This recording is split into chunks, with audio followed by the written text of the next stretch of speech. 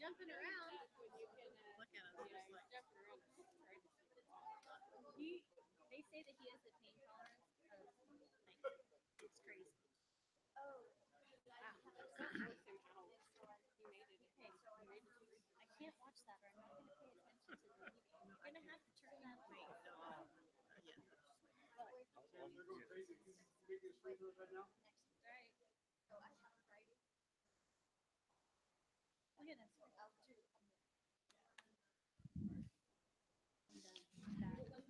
Sorry, folks.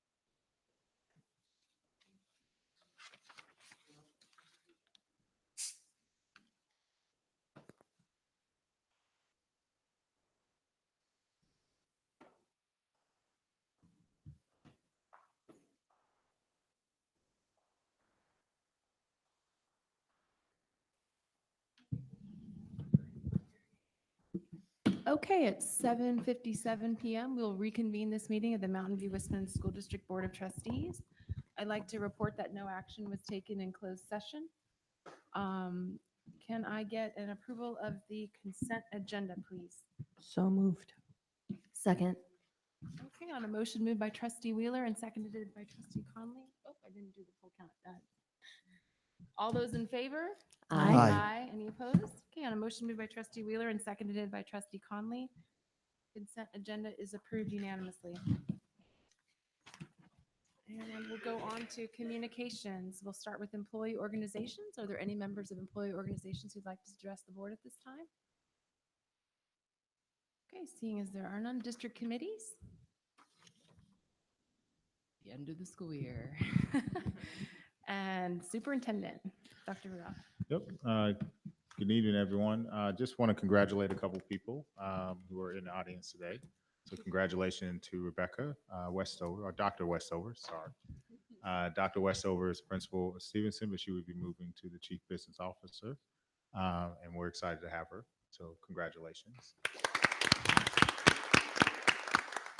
Replacing Dr. Westover will be Ryan Santiago, who lives actually right across the street, maybe one house, a stone's throw.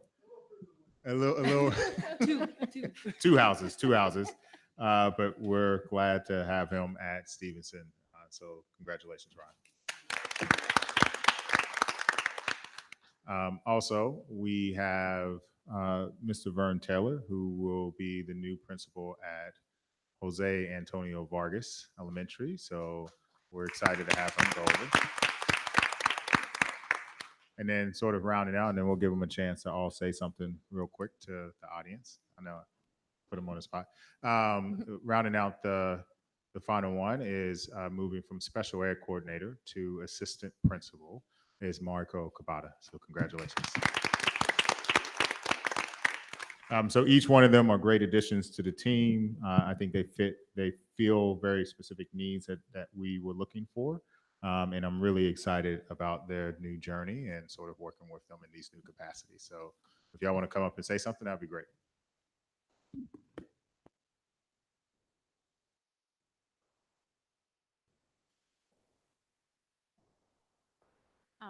Thank you so much for the opportunity. Can you say your name into the? Of course.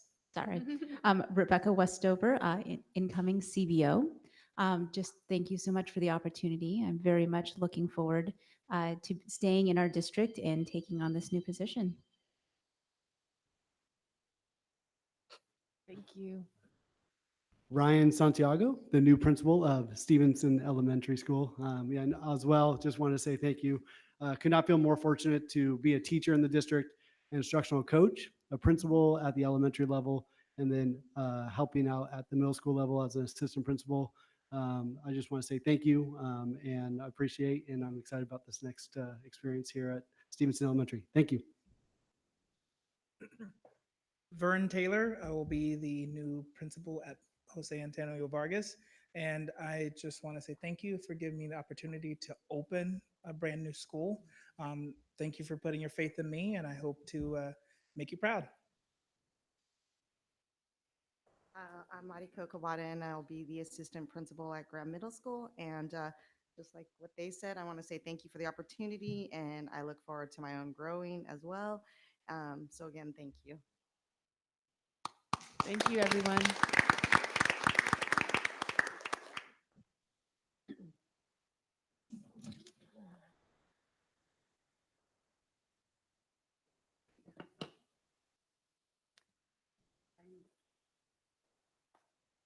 that was you're done? Okay.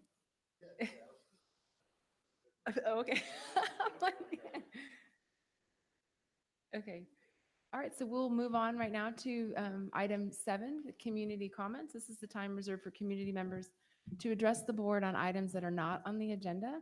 The board and administration welcome this opportunity to listen. However, in compliance with the Brown Act, the board is not permitted to take action on non-agenda items. Speakers are requested to complete a speaker card and state their name for the record. If there are additional comments after 10 minutes have elapsed, we may need to continue this item. So the first person we have was an email sent to the board from a Mr. Geis, and he has expressed some concern regarding some of the recent changes in special ed staffing. He wanted me to personally say that as his comment because he couldn't be present. The next, we have several community members who would like to speak. So if you could come up in the order within which I read your name. I have Bridget Harrison, Araceli Bautista, Maria Villalba, Diana Pinto, Imelda Moreno, Blanca Bautista Diaz, and Sandra Gutierrez. Thank you. If you could line up in the order and we can get moving on the cards. I'm sorry. 3, 4, 6. I have 7 cards, so it's going to be about 2 minutes per comment. Thank you. I'm sorry? Everyone but me. Twice as much time. So is there a recommendation for time on this? 90 seconds? So typically the rule is that if comments are going to be translated, they get to make their comment and then get the translation. So their time is not shortened because it's going to be translated. Right. So if it was going to be 2 minutes, then they get 2 minutes. Yeah. So 14 minutes and then times 2 is 28. So I was just trying to, my only suggestion had been to bring it more within 10, so it'll be 20. Okay, so we'll go for 1.5 minutes for comments because we need to double that for people who may need language assistance. Thank you. I apologize for the brevity of this. If you could speak your name. Okay, yes. My name is Bridget Harrison, and I'm here on behalf of Gabriela Mistral Elementary parents who ask you to use new funding opportunities to provide free after-school care to low-income and other at-risk Mistral students. I'm here to present you with signed letters from many parents at our school. We actually already have over about 180 signatures, mostly from Spanish-speaking parents. Mistral, as you know, with a 44% SED student population, has a similar population to other district schools that have the free Beyond the Bell program. However, because Mistral as a new school did not qualify for the grant, we are the only school with over 40% FCD that does not provide free after-school care to our low-income families. In fact, many Mistral families had children in Beyond the Bell when we were part of Castro, but they lost that access to Beyond the Bell when we became our own school. Mistral families, particularly our Latino families, have been asking for after-school care for several years now, free after-school care. This would allow parents to work so they could afford to stay in Mountain View, and after-school care would also provide educational and enrichment opportunities to low-income students to close achievement gaps. This desire for after-school care is so strong at Mistral that several Mistral parents wrote letters and spoke in front of the Mountain View City Council at their goal-setting session a few months ago, asking for additional city funds to help provide this care at Mistral. We've since learned that the City Council voted to partner with school districts to enhance after-school care programs as part of their 2-year priorities. This expanded partnership with the city, along with 2 other potential funding sources, provide opportunities to help fund after-school care at Mistral and other district students who need it. Thank you for your Thank you, Ms. consideration. Harrison. Can I offer you these now? Are these the same letters that were emailed to us? Okay, thank you. Araceli Bautista? Can you help her with the microphone? Sí, buenas tardes. Mi nombre es Araceli Bautista.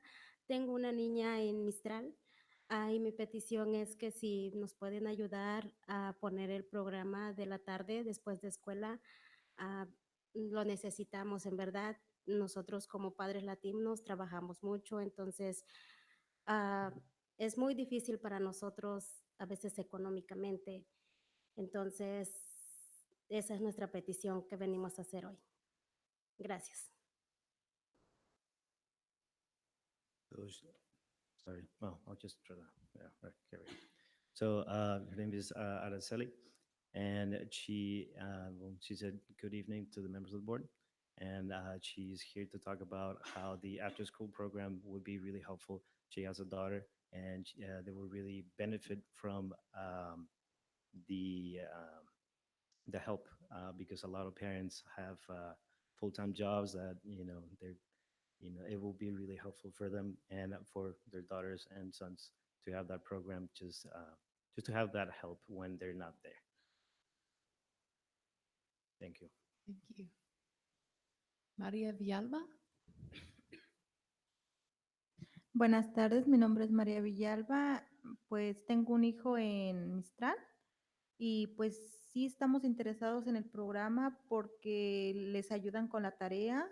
A veces nosotros de hispanos no entendemos mucho el inglés y es una ayuda muy importante para nosotros. Les ayudan a juegos, diversiones para los niños en vez de que estén en la casa viendo el teléfono, videos. Ahí están ellos aprendiendo más día a día y pues sí lo necesitamos. Ojalá y nos apoyen con ese programa. Gracias. Gracias, Ms. Villalba.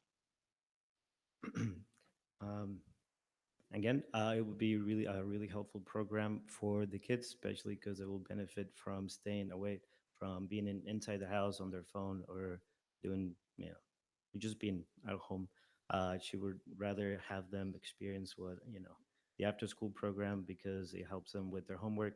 Now that some of the parents don't understand English, they wouldn't really be helpful towards the kids.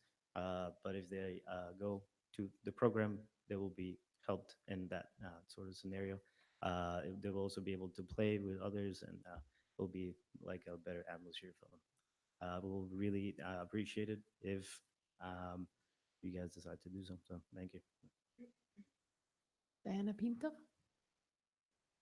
Hola, buenas tardes. Mi nombre es Diana Pinto y yo vengo también a pedir que, si es posible, nos ayuden a que tengamos un programa después de escuela para los niños. Gracias.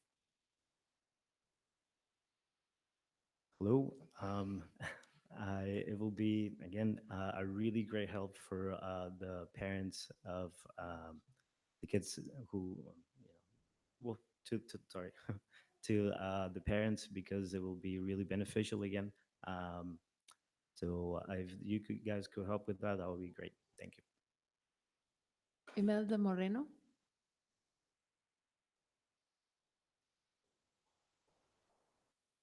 Muy buenas tardes. Primeramente al superintendente, a la mesa directiva aquí presente. Soy una mamá de la Escuela Gabriela Mistral, participante del comité de ILAC y del consejo. Tengo una preocupación. Good evening, members of the board and the superintendent. I am a mother of I have a daughter in the school, Gabriel Mistral, and I'm also part of the ELAC, of the committee in ELAC, and part of the board in the school. Tengo la preocupación de los niños porque no tenemos un programa gratuito, principalmente para nuestras familias de bajos ingresos. My worry is that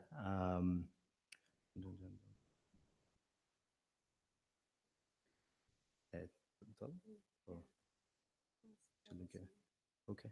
Um, I have a worry that with the kids of low income and they don't have the chance to assist the free after school programs like I believe it's BTB. Ya que muchos de nuestros niños son cuidados en apartamentos con un espacio muy reducido.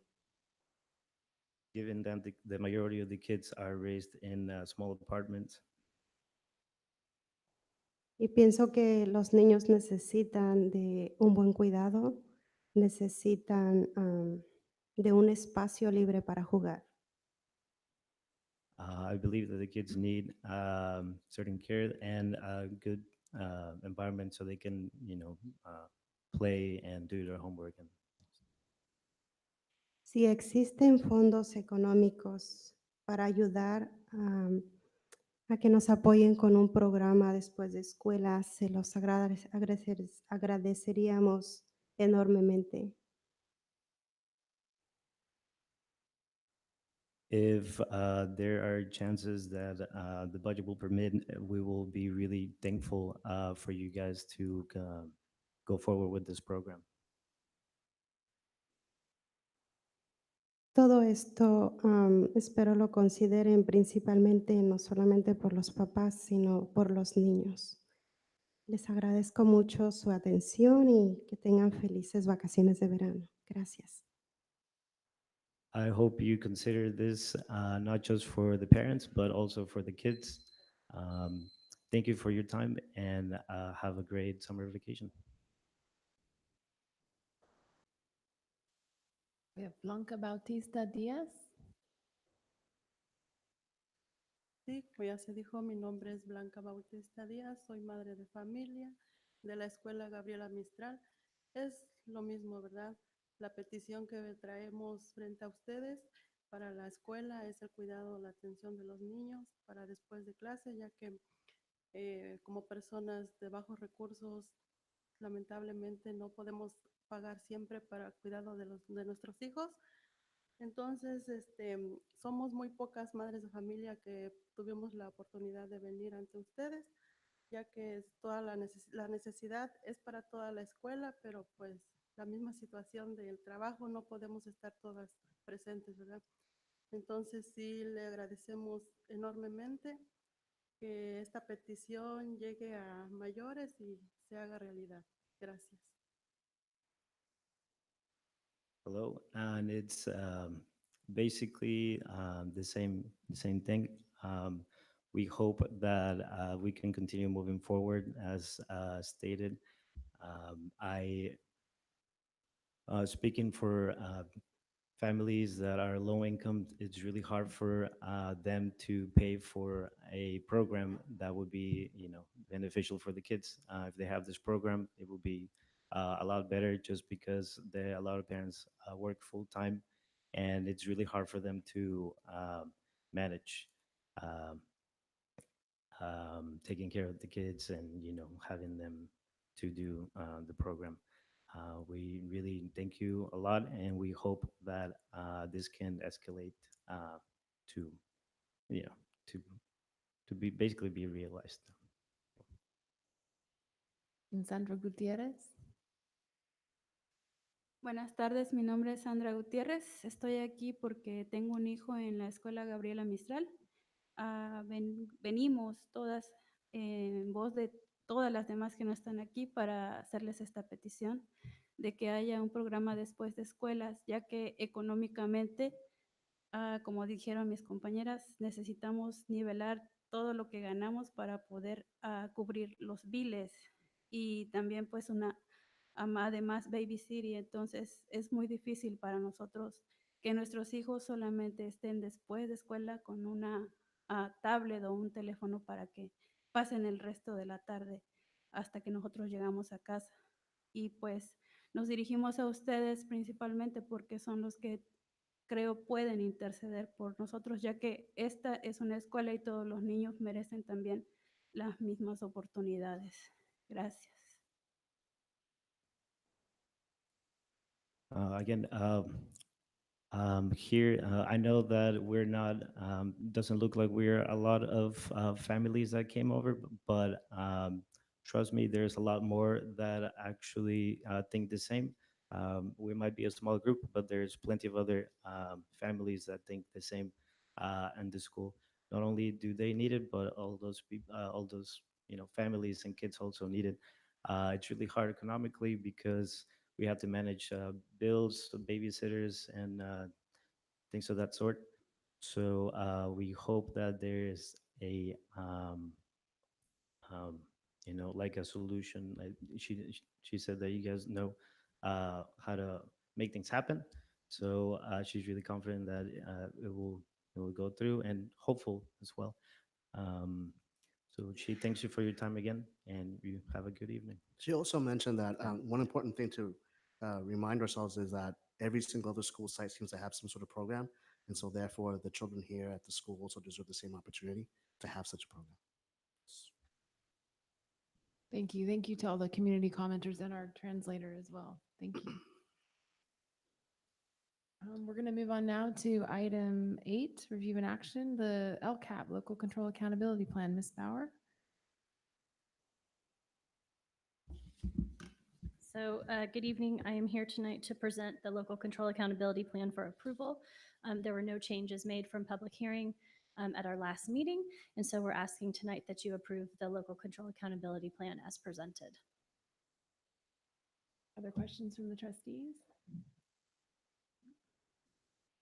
Any members of the community wish to address the board on this item? Okay, additional comments?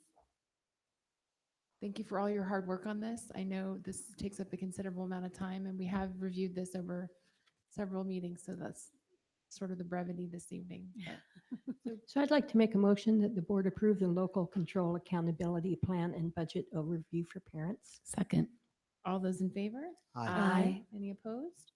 Okay, on a motion moved by trustee Wheeler and seconded by trustee Blakely, the LCAP passes unanimously. And we'll move on to item B, which is the Local Control and Accountability Plan, Every Student Succeeds Act, federal addendum. Ms. Yes, so Bauer? this is new this year, the federal addendum. The federal addendum outlines how we spend our federal dollars.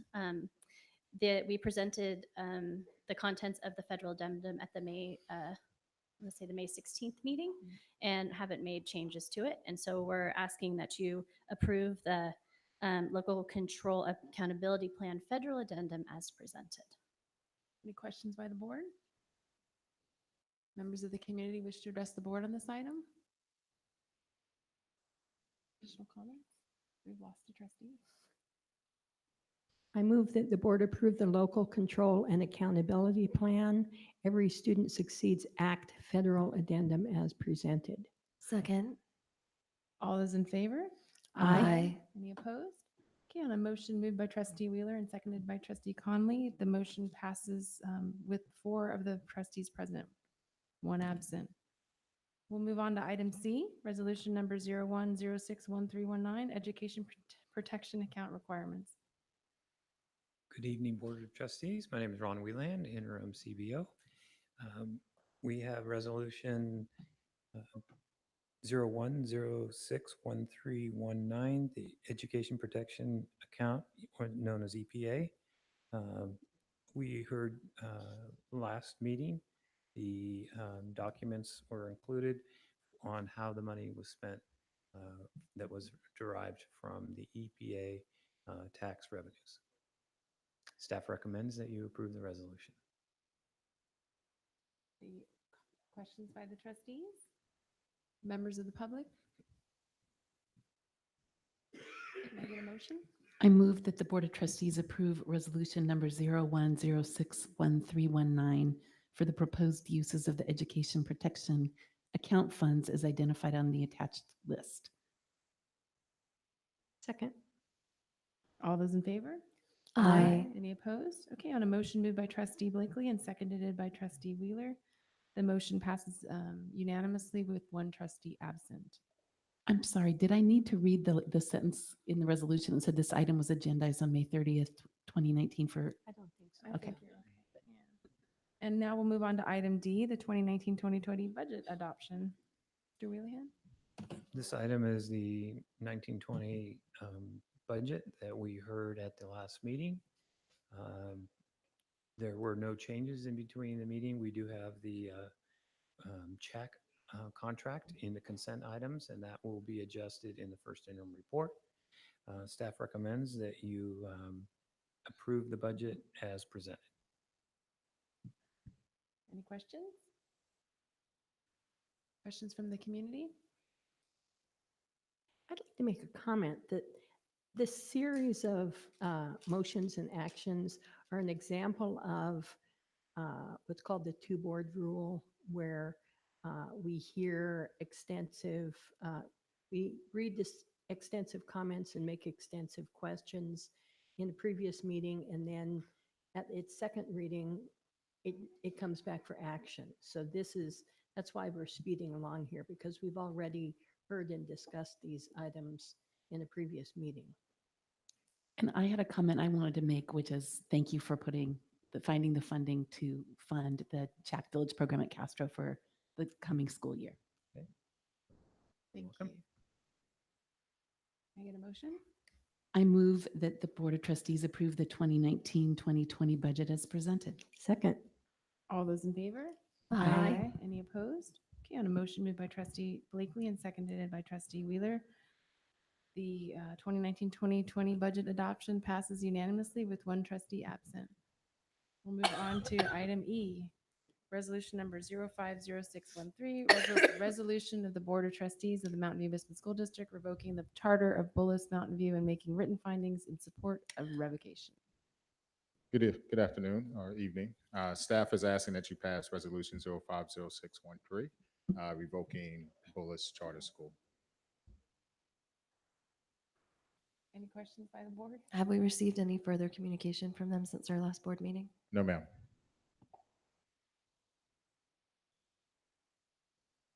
Any members of the public wish to address the board on this item?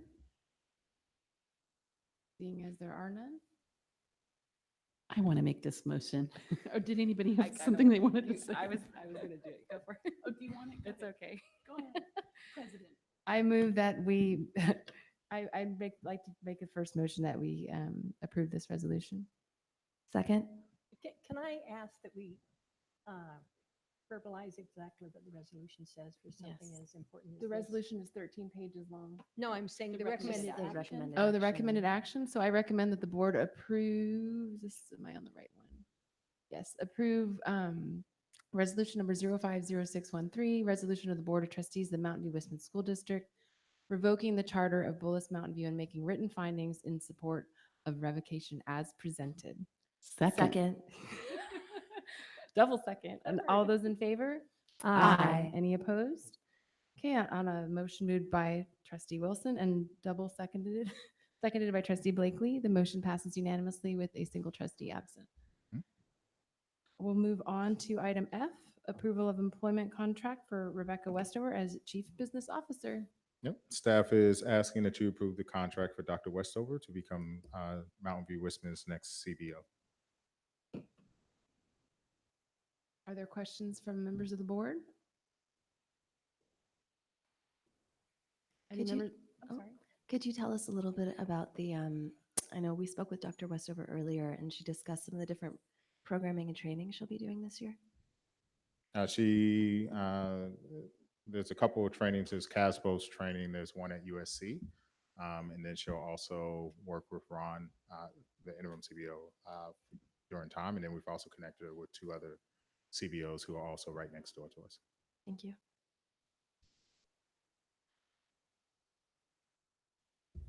Any other questions on this contract? Members of the community wish to speak on this item? I'd just like to say that I'm confident that Dr. Westover is going to do a wonderful job. I know she has a lot to learn, but I'm confident she's going to ace it. I'll second that. May I get a motion? So I move that the board approve the contract with Rebecca Westover as Chief Business Officer as presented. Second. All those in favor? Aye. Any opposed? Yeah, and a motion moved by trustee Wheeler and seconded by trustee Conley. We have now approved the employment contract for Rebecca Westover as chief business officer unanimously. Congratulations. I just need, sorry, I gotta give the summary notes real quick. In summary, the following contract has been made. So the duration of the contract is 2 years from 2019 to 2021, with the possibility of an extension provided a satisfactory evaluation. Her annual salary will be $200,000, and she will be provided training as well as health benefits. Thank you. Sorry, and I didn't mean to say congratulations, Rebecca.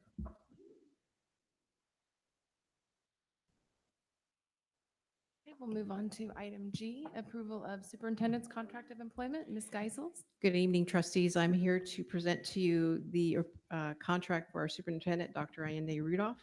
Staff is recommending that you approve the contract with certain amendments. The duration of the agreement is 1 additional year.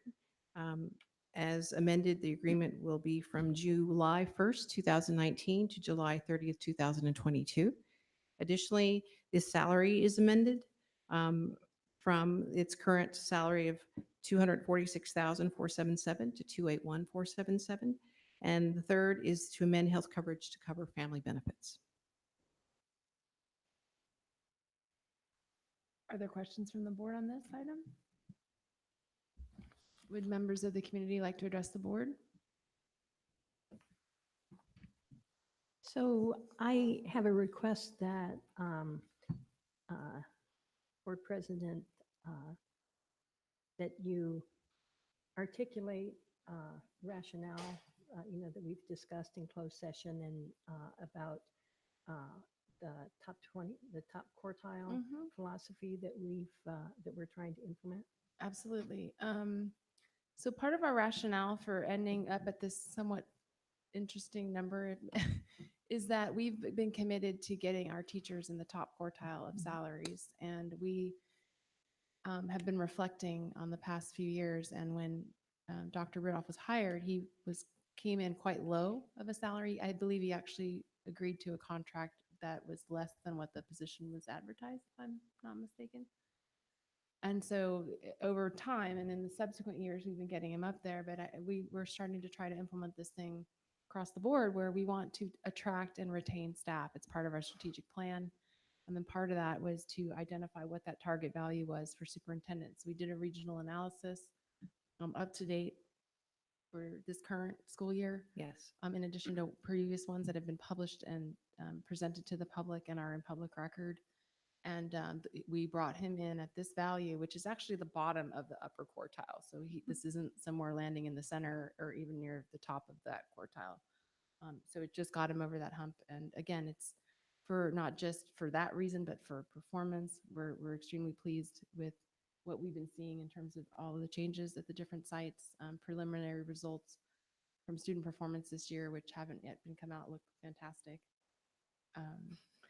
And we trust in his leadership. So that's how we got at this number. We've seen amazing things happening with Measure G as we're wrapping that up. All of our school sites have seen some level of new buildings or construction of improvement. This partnership with the city of Mountain View and real estate developers to get teacher housing, 144 below market rate housing units for teachers is remarkable. Not only in terms of educational leadership, but you're dealing with negotiations. I mean, there's just so many facets to this, and we really want to let you know we're appreciative of the job that you're doing, and we look forward to continuing working with you. So to complete the agreement as amended, it is recommended that the board take action to approve the superintendent's employment agreement. Do I have a motion? I move that the board approve the contract for employment with Dr. Allende Rudolph as superintendent. Second. All those in favor? Aye. Any opposed? Yeah, and a motion moved by trustee Wheeler and seconded by trustee Gutierrez. The motion passes unanimously. Thank you. Thank you. And we'll move on now to the middle school schedule update under item 9A. Ms. Vickyard? Good evening. My name is Tara Victor, and I'm here to present an update on our middle school schedule. Maybe. Okay, maybe can I just? Even lights are gone down. Okay, pardon. That's just a quick little switch to make things happen. All right. So our middle school schedule actually aligns with two different strategic plan goals. The first, to create equitable access to electives for all students. And secondly, to implement a co-teaching model for students with disabilities. And so these are our two pieces that were really important in making the adjustment last year to the middle school schedule. So in the fall of 2018, the new schedule was implemented. It was a cascading schedule with 8 periods. So students have 8 different classes, and they attend 6 of those each day. One morning class and one afternoon class are dropped each day from the schedule in order to allow them to have the time to really attend all of those classes each week. And so you can see on Mondays, they attend each of their classes for a short period of time. And then Tuesday through Friday, they attend 3 of their classes.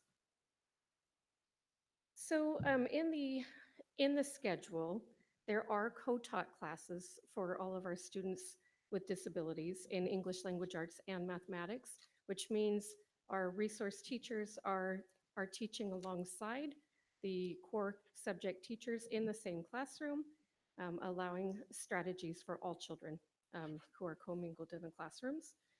Response to instruction periods were also added for all children at the beginning of the 18-19 school year, including classes for students who needed intervention and also classes for students who needed enrichment.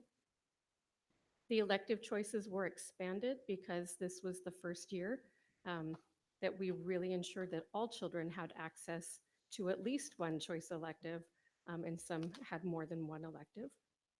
And there was a reduction in the double periods of math for some math pathways based on feedback. So then with all of those new changes, also came some new changes at the state level. And so this year, under the Every Student Succeeds Act, there were some new requirements for courses and credentials. And every year the state really carefully analyzes our courses with alignment to teacher credentials. Where it used to be highly qualified teachers, the state has now replaced that with a different accountability system, now called CalSAS. And so the current system will look at not only the content of the course, but other factors of each course as well to ensure alignment to every credential, make sure that we have appropriate teachers teaching every group of students that we have. It will be fully operational in fall of 2019. And so it was, it was a perfect opportunity for us to take a look at our program and get into alignment also with the new requirements from the state and federal government.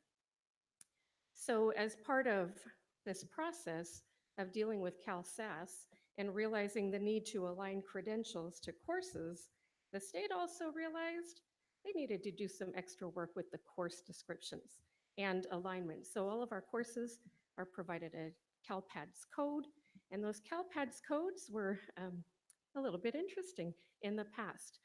Some of them were really outdated with things that we don't teach, and we're not updated to include things like engineering and robotics.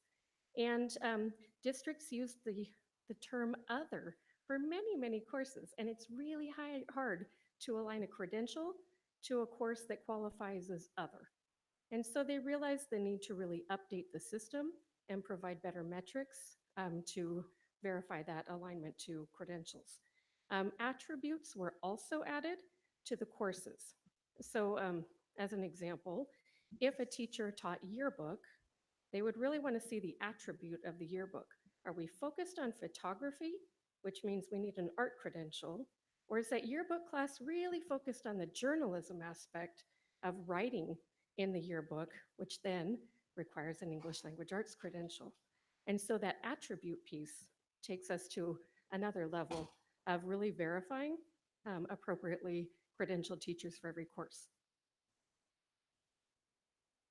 So as we look at all of these new factors, we had to really look at our own systems and realize that in the past, when principals at middle schools wanted to add a new course to their electives, they went to the technology department to say, please add this course. And here's the CalPADS code that it aligns to. And magic happened and courses were aligned. But there wasn't a process for really evaluating the content of each course and then really evaluating the credentials of the teachers who were teaching those until after the courses were all scheduled for students. And so this gave us an opportunity to really review that process and refine it in our district. And so now we have a new approval system. Principals use our district-wide ServiceNow system to create a new course. And what they do is they enter the name of the course, the grade levels that it applies to, and a description of the course. Then I get to review it first for course content alignment. Alignment to standards, alignment to the descriptions in CalPADS, and make sure that we have assigned it to an appropriate CalPADS course with those extra features to make sure that we know exactly the attributes of each course being offered. Then once I approve the course and assign a CalPADS code, it then goes to the HR department to really look for the credential that is appropriate for that, that's added to the course, and then it can be approved. Sometimes they aren't approved because there might not be an alignment or there might not be a clear enough description. Then it goes back to the principal as a rejected course. They can either adjust their description, call and have a conversation, clarify a few things and adjust, or the class can be dropped and a different class can be added. So elective catalogs were developed for both of the middle schools this year with really a regimented common naming convention for electives, because what we didn't want is to have something at one school named one way and the same class offered at the other school named completely differently. It's really hard for us to align and verify and monitor what's happening when we have such different naming conventions. And then we also categorized all of the electives into academic classes like mythology or coding through math classes would be really strongly academically focused versus our general electives like our arts and our musics to better gauge student interest in both types of electives. And the elective choices do vary somewhat between sites because of teacher credentialing. So we have to have teachers who are appropriately credentialed for each course, and not all teachers have the same credentials in middle school. So for this year, each middle school has a variety of classes from arts to Spanish at both schools this year. Robotics and engineering and the coding through math will be taking place at both schools. Each middle school will offer a content course in Spanish as well. So at Graham, they'll be having social studies in Spanish, and at Crittenden, there will be a science class taught in Spanish. And both schools will have their Spanish teacher that has been hired for the next school year. RTI classes also will really focus on the accelerated math, but also the support and intervention for math and language arts and enrichment courses. In language arts, with the addition of the coding and math as an enrichment for math for students who need that enrichment but aren't taking a .2 class. They can still take the coding though, even if they're in .2. But it's a way for us to really meet the needs of children and meet the needs of their, not only their academics, but their interest as well. And most of the students, as far as general electives go, were really interested in art at both of the schools. Coding seemed to be the biggest interest point for the academic electives, followed very closely by marine biology at Crittenden. That seemed to be a very high interest course as well. So for us, next steps are really to review the elective request counts as we're finalizing master schedules and really looking at those to make sure that we have enough interest for every course that we're offering and that we're really creating master schedules and auditing every student's schedule too, to make sure that they're getting all of their core, all of their RTI or ELD classes they need, and that we're really making sure that we're providing those electives, especially one for sure of choice. We will be conducting an action after review on the elective choice process that we use this year. And we've gotten a lot of feedback, and so feedback is critically important in making improvements, adjusting for the years to come. So we will be taking a look at that and revamping the communication and the process for elective choices. And then in the future, we will also be providing student interest surveys much earlier in the year so that we can really gauge what is it that the kids want, and do we have the staff to be able to offer those or not, so that we can better meet the needs of everyone before the end of the year, when all elective choices are made and schedules are being run. And that is all I have for you tonight. Do you have questions for me? Thank you, Ms. Vicure. Yeah, you referenced music. At Yes. each elementary school, do you have band, orchestra, and choir? At each elementary school? No, at middle school. At middle school. So last year, I don't believe Crittenden had a choir class. This year, they did add choir to their elective catalog. And so there are band, orchestra, and choir courses that were offered through both elective catalogs this year. And wasn't there guitar and there was more, wasn't there? There were many more. So the elective catalogs for music are quite extensive, and there are quite a few classes offered. That does not, and I have to preface and say, that doesn't mean that all of those classes will be filled, but there were many, many offerings, from guitar to beginning band to intermediate orchestra and choir at both schools. But they really do have an extensive music program. Jazz band. And can I also ask regarding drama, Mhm. is that an out-of-school activity or is there an in-school class for that? I believe the drama classes are after school, drama specifically after school. And there, oh, I'm sorry.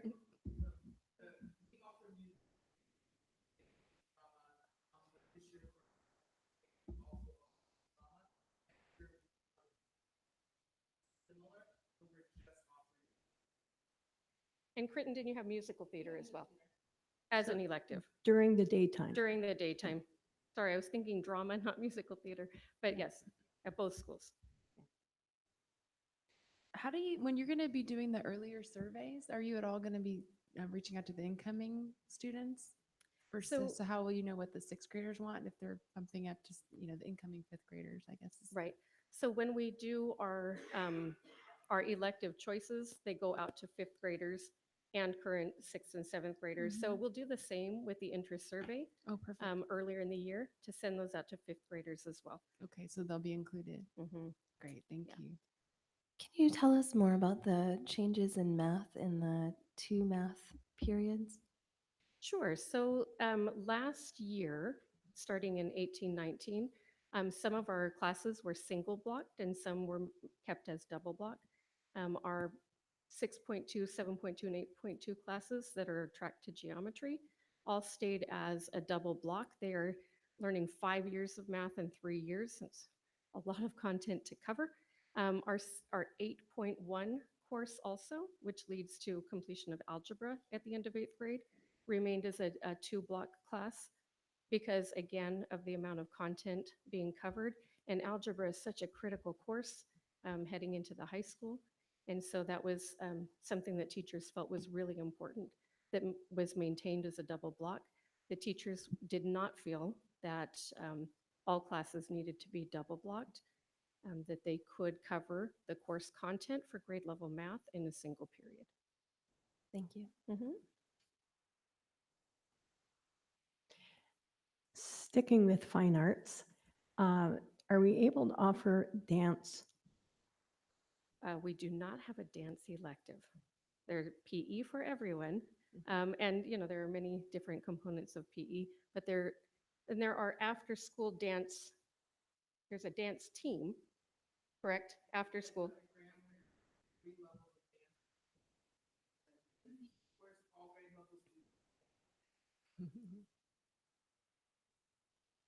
But not as its own separate course.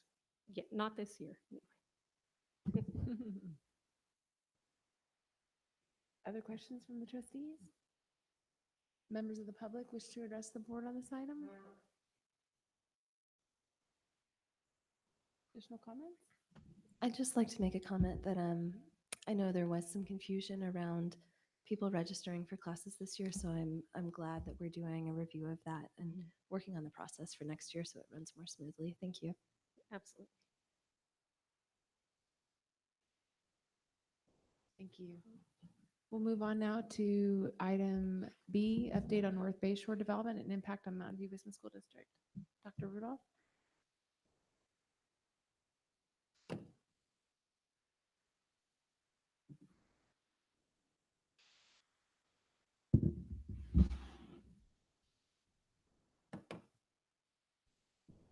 All right. Good evening. So we have a couple of people with us today. We have Jean Young and Bill Gould, who are both from Artique, who are the architects that we're using for planning for this. And then from Alphabet or Google, whichever one they're going by, we have Javier Gonzalez, who works for Government Affairs, Michael Tomoff, who is the Real Estate District Development Director, and Jeff Hassel, who is the Urban Planner, and they will be available to answer any questions that you have about this.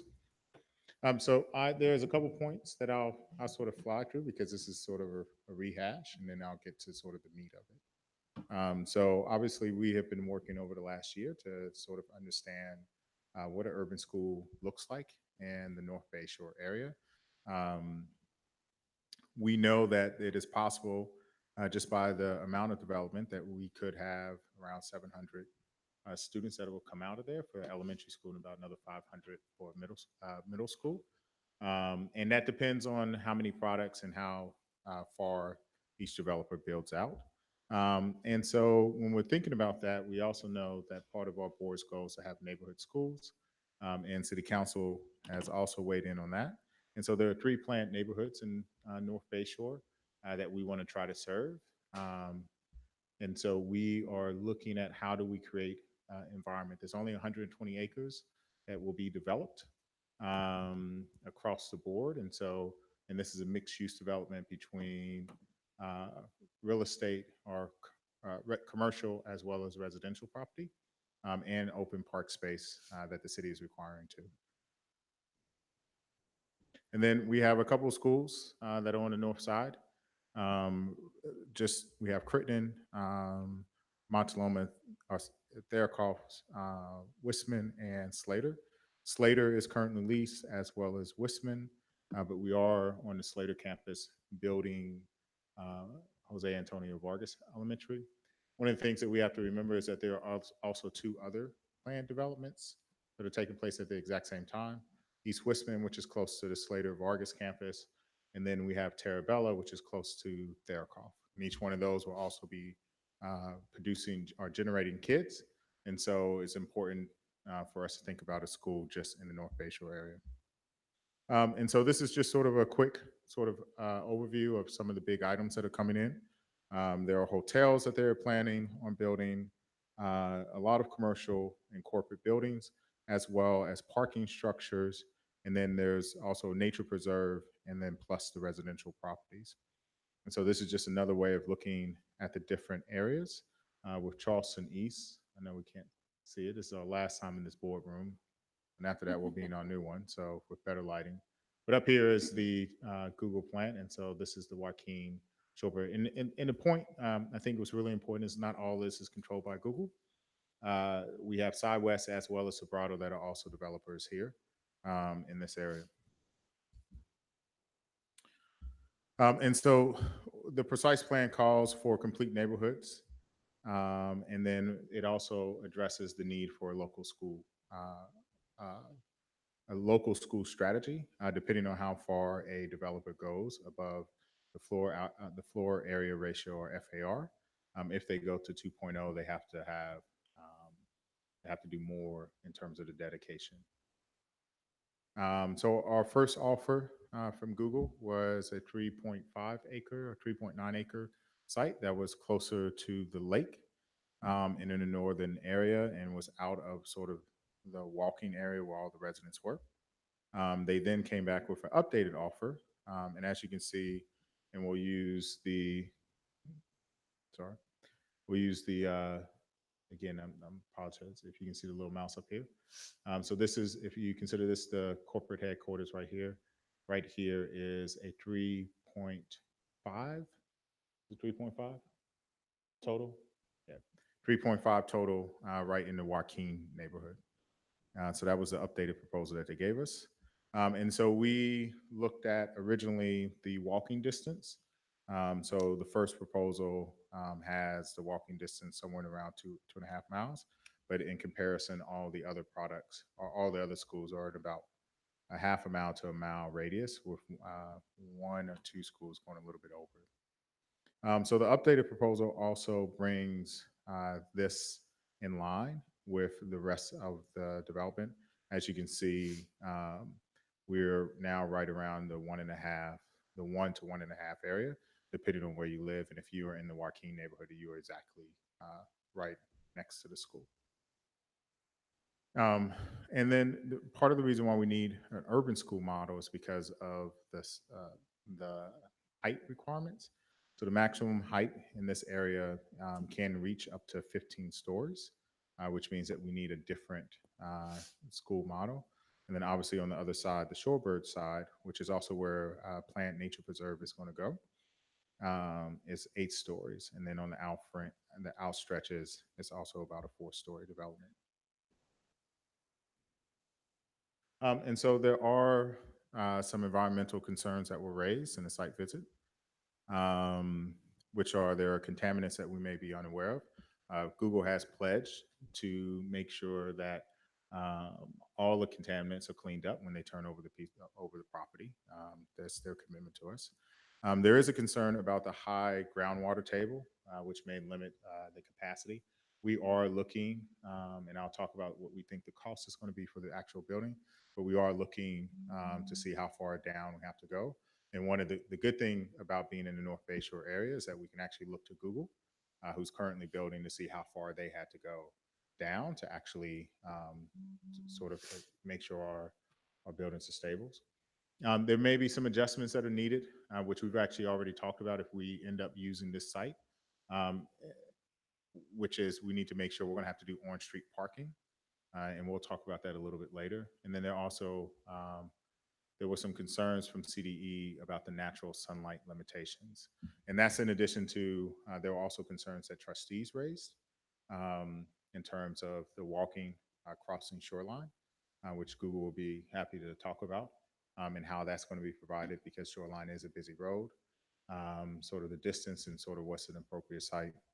So Google actually did a sort of a site analysis for us. So the first one is that they actually looked at the shades and ran some models for us to look at what the summer solstice, which is actually coming up this pretty soon, to look at what the impact of the sun and shadow effect would be.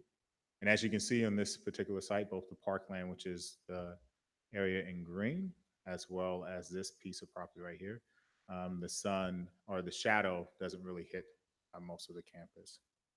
If we look at what happens during the equinox that occurs in September, you can see at the beginning of the day, just on the edge of the property, you'll get a little bit of shadow effect, but it shouldn't be anything that will impact the school. And then during the winter solstice is when you should see the most shadows.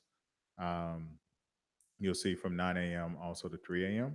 But during the meat of the school time around noon, you'll see that sort of change. So right around lunchtime, there'll be more sun during that property. But that's obviously a consideration that we had to take into account in terms of how we designed the school. And so when Gene comes up here, he'll talk about why we chose a particular side to sort of maximize the amount of sun that's coming in and sort of what some other lessons that we've learned. And then Google provided us sort of with a summary of the walking distance and sort of the green loops that they're planning on building. So again, the site is currently right around here, and they are building as part of their master development plan multiple pathways to get here. And so they want to make sure that not only their employees who are going to be traversing, but also our kids can sort of cross. And I think there'll be some, just in talking with you, there were some concerns that I think would be that you can ask Google yourself in terms of how, what their ideas are, what that particularly looks like. But again, I do want to point out that we are sort of within the just the sort of the typical distance to a school site that is similar to all of our other schools. And then finally, one of the things we looked at was the canyon effect, which was brought up by Trustee Conley. And so one of the good things about this is that the set asides are actually pretty far, that you actually won't feel it. And then we did travel to a couple of schools to sort of get a feel for what that looks like. And some of the schools actually had 13 or 14-story buildings right next to them, and you really couldn't feel the difference. I think what became a bigger concern is about the amount of sun that comes onto a site and how do we actually deal with that when you're having rooftop playgrounds and stuff and sort of mitigate it. One thing I do want to point out, which I think Google will say, is that, and let me go back here, it's because of the development and sort of their negotiations with West and the city developing. This isn't a final offer, but this is something that is sort of in flux and will be determined by the, because each project is sort of moving on their own, will sort of be determined by the outcome of the sort of the negotiation on the master planning that's currently taking place with West. I know that there were some concerns about, so West, which is planning, which has this bottom area right here, currently has an entrance that is supposed to, in their plan, is supposed to go 2 stories beneath the ground for parking, and they're trying to limit the amount of cars that come in.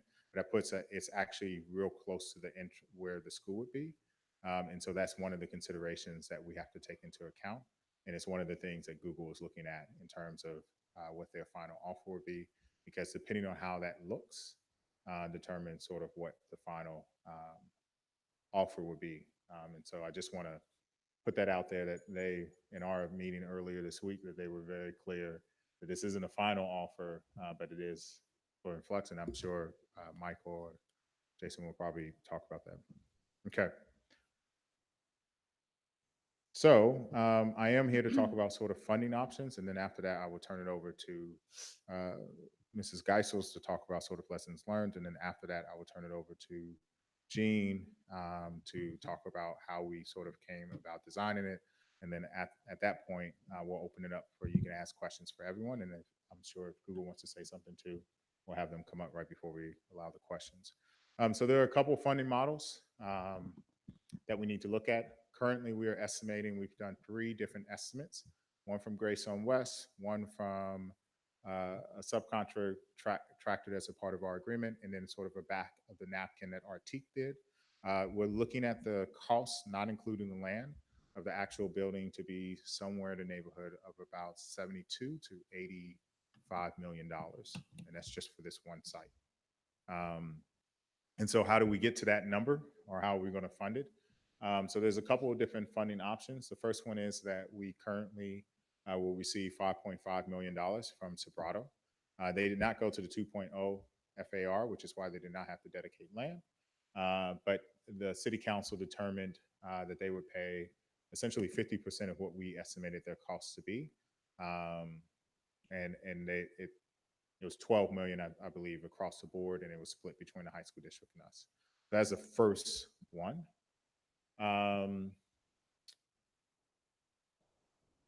The second one is that we can go for a general obligation bond, which is similar to our Measure G program. We can go to the community and ask them as part of a new bond is to look at all types of options to fund projects across the district. Um, and so that could be one of our approaches. The next one is that we can do what is called a school facilities improvement district bond. And so this would only be for the portion or particular area within it. So the first one is that the SFID would actually be over in the shoreline development area. It would take the county board of supervisors and the trustees to approve the resolution. And so there's an example this comes from Keegan, our bond regulators. If a school district's AV supported a $100 million bond, an SFID that represented 50% of the territory of the school district would therefore support 50 million. We currently are estimating if we were to just do a general obligation bond, that it would be 240 million issued in uh, four different series over the next couple of years, which means that a SFID would support about $120 million bond just for that particular area. And so SFIDs, we're not making any decision on these, but are good options for districts that wish to only tax a portion of a district. For instance, if you needed to renovate schools that are only in one area, and there are a couple of school districts that have done it. But you do have to get voter approval, and you have to issue those. And it's generally the same timeline that you would. So again, a general obligation bond is across the whole district, and the SFID is only pertains to this particular area across the board. But if we were to go out, I guess when I'm saying a general timeline, if we were to go out for a bond for a SFID for next year, you would follow the same timeline that we would look at for a regular bond, which means that you would do November for the possibility of a March election. I believe it's 80 days before the election actually takes place. The next one, it is called a Melrose bond. Melrose are a type of land secure financing that leverages the value of the land and a portion of a school district. It's most commonly used in a method of financing infrastructure for new development of local governments. Special taxes are collected. And so what's interesting is that this requires 2/3 of the CFD's voters. And if you do not have a certain number of residents that live over there, then each property owner would actually get a vote. They get one vote, not for every single property that they have, but they get one vote in general. What's interesting, and it says less than 12. What is interesting in this area is that the mobile park is technically part of it. So there are residents there. We need to do a little bit of clarification as to whether or not the residents there would qualify, because technically they're not landowners. They lease the pads. They don't own them together, but we would have to check that out.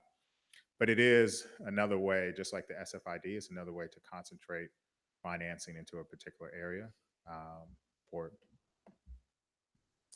And then the last one, so we do 2 out of the 4. We actually have a certificate of participation. The easiest way of talking about certificate of participation is that it is just a loan. We use our current assets to secure the loan, and then we find a way to demonstrate that we're actually repaying it. So in our case, we're currently using COPs to pay with our lease. We're using our lease revenue to pay our certificate of participations across the board. The last one is that, as we saw just recently, we could do transfer development rights. So we could sell TDRs in the area. One of the challenges with TDRs, as I've mentioned to City Council, is that you sell TDRs in one area and they go to another. And so in this case, the San Antonio area sold TDRs for $155 million. And the TDR is now showing up in East Westman, but they are actually exempt from the FAR, which means that even if a developer goes above the bonus FAR, it doesn't trigger for them to have to do anything in this case, if you were to go above the 2.0 or go to 2.0, it doesn't trigger any type of consequences, I guess. So in the case of East Westman or the San Antonio TDRs, the development, although I believe most of it's being used for commercial, if it's being used for residential, they sort of are getting a pass on the impact that we would feel. There also is state reimbursement. The state reimburses 50% of the purchase of a building. The problem is that you have to get into a hopper and you have to hope that the state provides you with the funds. There are developer fees that we collect. What we need to do is find out whether or not we collect developer fees from the shoreline community, because it is sort of a different entity all across the board. So we'll look into that, but we do collect developer fees, which can only be used for school improvements. Developer fees are not enough to actually build a school. And I believe this year we only received 400,000 in developer fees. 500. So we received 500, but we actually do use developer fees to help offset the cost of the COP. And then the last one, which is the dedication of land, as well as the Sobrato agreement, which are voluntary mitigation agreements that the city sort of puts out, and that essentially encourages a developer to go above and beyond what they would normally be allocated. But in the event that they do go above and beyond, they have to voluntarily agree to provide some type of other mitigation across the board, because the city cannot tax or cannot enforce or force a developer to do to pay us because we're not a part of their public entity. All right, so now I'll turn it over to Carmen to talk about lessons learned.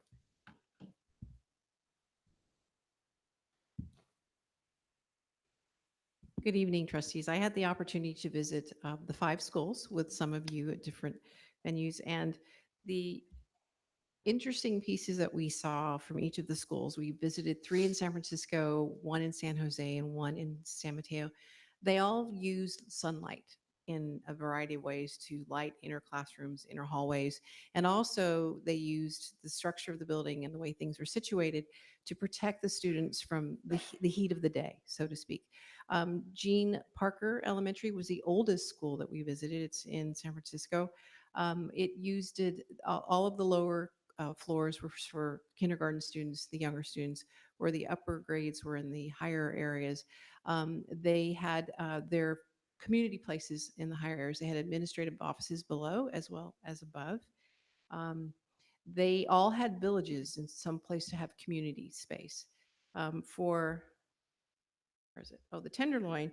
The interesting piece about the Tenderloin is that they had a basement area which they used for staff development, and they also had offices for dental services, which every student had an option of being able to receive free dental checkups and teeth cleanings on every Thursday. USF Dental School students were there. So they used every bit of shade structure. The one thing we did notice is the playgrounds were up high and they were well guarded with fencing and whatnot. But shade is a big, big concern in the heat of the day at the Tenderloin. And then with Horseman, that was the biggest site of all that we visited. The one thing that we saw is that the library was centrally located in the middle of the school. I believe it was on the 2nd level. The rooftop play court was at the 3rd level with the community garden as well. The upper grade classes were above, and their hallways were covered because of the sunlight, to be able to provide a shade area and a breeze for the heat of the day. The one thing we did notice is the curbside pickup and drop off. They worked long and hard with the city to provide areas for parents to drop off. There were gates, but we were interested in how they were structured around and provided parking. And by the way, most of the schools had underground parking for staff. So that was a very big piece. And with Urban School, that was in the Haight, I believe, and that was beautifully creative as far as space. They had maker spaces, they had community spaces to meet for students. Their hallways and all kind of centered into the one area of the community. The gym was in the middle of the school, but it also served as a place for gatherings, for assemblies. So they used a lot of multi-levels. Their basement is where they had their urban suburbans, where they would take students on field trips. And also down at the bottom was their creative theater arts. So there was multi-levels of how they used their space, which was very innovative. And then the last school that we went to was Nueva, which was in San Mateo. And they used a lot of glass, and they had their classrooms facing in a certain direction to take advantage of the morning sunlight and to avoid the heat of the day. So I think the big piece for us is everything up on the upper levels was for community and facilities and for students as well as staff. The Nueva School said the one thing they would have done differently is that their chemistry labs were on the third floor and they had to haul all their equipment up to the third floor. They would have probably put it down lower. So that was a thought for them. So a lot of ways to maximize interior space, a lot of ways to use sunlight and get natural light into classrooms, a lot of ways to have creative labs and classrooms. So it was an interesting visit to the 5 schools.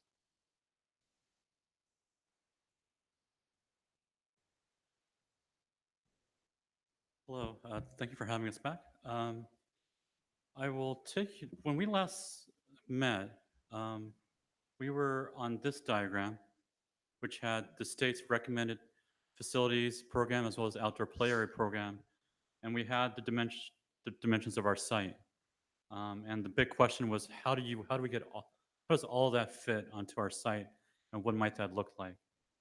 So what you see in this diagram is in the red dashed line on the bottom right is the footprint of the Horace Mann school site, which is about 2.98 acres.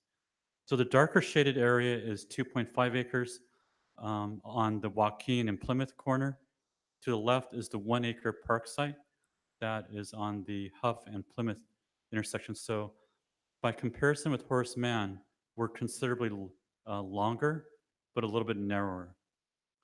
And so just for discussion's sake, keep in mind that Horace Mann basically provided the equivalent of 2 playfields where the state recommended 4, and Horace Mann provided 2 hard courts where the state recommended 8, and they provided 2 apparatus areas where the state recommended 5, and that's for a typical place, typical school of about 700 kids.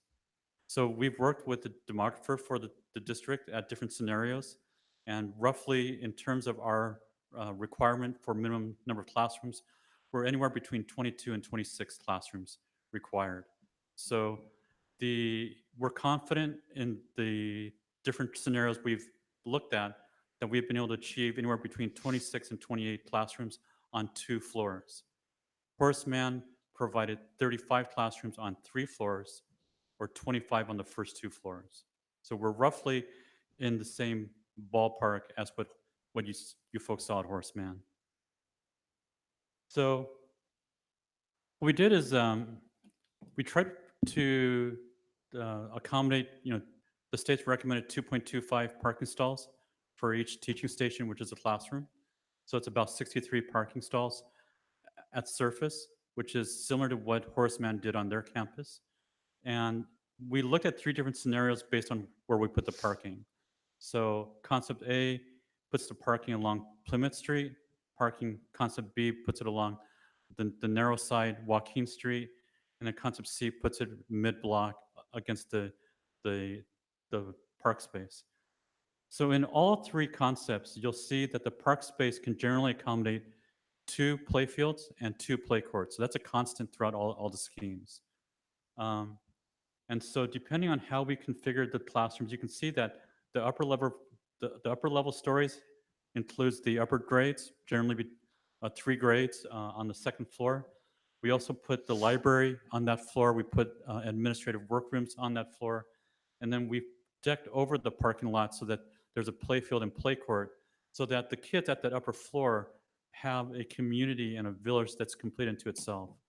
What you also see here that we saw at Horace Mann is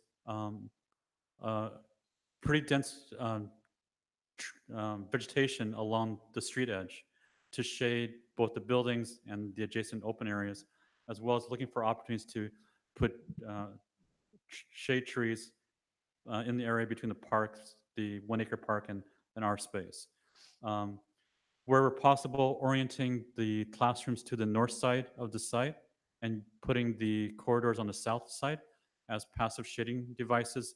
And that's something that we saw at Gene Parker, which was noticeably very comfortable. One of the things that we saw at Gene Parker as well is that a lot of the corridors ended in at the upper level, it ended in a library, a shared space, or common play court, play area, and it helps to keep the feeling as you're on the upper levels being quite open. And so we've done that here in terms of having the MUR anchor the corridor, or having a play court anchor the corridor, and having the library and the administrative hub in the center. One of the things that Gene Parker, which was 3 stories, the staff told us how much they really appreciated having administrative work areas at the upper floor, so that they weren't constantly having to travel down to the ground floor to access, support functions. At Horace Mann, the faculty workroom, which was connected to the ground level administrative offices, was on the 2nd floor. So there's a real hub that occurs at the upper level, so that kids don't constantly have to go up and down stairs to access any kind of function. At the new Castro School, one of the things that we notice is that absent the classrooms, there's really nothing on the 2nd floor in terms of common shared facilities. So whenever the kids get out of classroom and go to play or go to eat, or go to or faculty need to go use a copier, they're constantly having to go up and down stairs because there isn't that shared facility on the 2nd floor. So when we look at the city's street standards, and we look at Google's vision for the streetscape, there's a lot of vegetation along the street edge. There's a desire to really create a pedestrian-friendly environment, both from a thermal, shade, as well as a safety point of view. And I think Jeff and Mike and those guys can talk a little bit about how they negotiate some of the critical crossings, like shoreline. So this is the 3rd concept, where we put the parking lot in the middle. You can see here the advantage of this is it puts the building on the street edge and minimizes any crossing of the parking lot to get into the school. But it also serves as a barrier between the school and the play fields. So if you're doing a count, you can see in concept B, we get 5 play fields, 2 play courts, 1.5 apparatus areas. Concept A, we get 4 play fields, 2 apparatus areas, 2 play courts. And so you can mix and match, but we're basically exceeding considerably the amount of space that Horace Mann provided. I think one of the missed opportunities at Horace Mann is they didn't deck over their parking lot, which would have provided them with an extra play field and a half, and would have provided that at the level of the kids on the 2nd floor. So concept C is the most restrictive in terms of the amount of open space play area. You can see Horace Mann there in the bottom left. There are 2 really key takeaways in terms of, for this site to work, we really need to have that 1-acre park within the district and schools control. And we also need to have curbside pickup drop off, because there's just not enough land to do that. So we have talked to the city about curbside loading and unloading. Within the North Bayshore Precise Plan, they do allow for a drop off and pickup on the curbside, so long as the right of way is provided for. At Horace Mann, what they do is they have a lot of signed control measures on the curb edge, and then they have stanchions that are set out in the bike lane that separates the pickup drop-off lane from the travel lane. So that's just sort of the lessons learned in terms of what can this site yield and what can the site accommodate. So with that, I'll turn it back to Dr. Rudolph. Michael, Jeff, do y'all want to come up here, Javier, and say anything, or?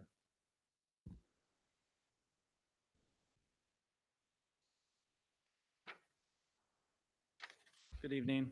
Michael Timoff, the District Development Director for Google for Mountain View. Just to provide a little bit of context of the proposal and the location that we're here to talk about tonight. I think, as you all are aware, we submitted an application to the city back in November of last year asking for a requalification of bonus office FAR, and to move that bonus FAR portion of it from Shoreline Commons up to Shorebird.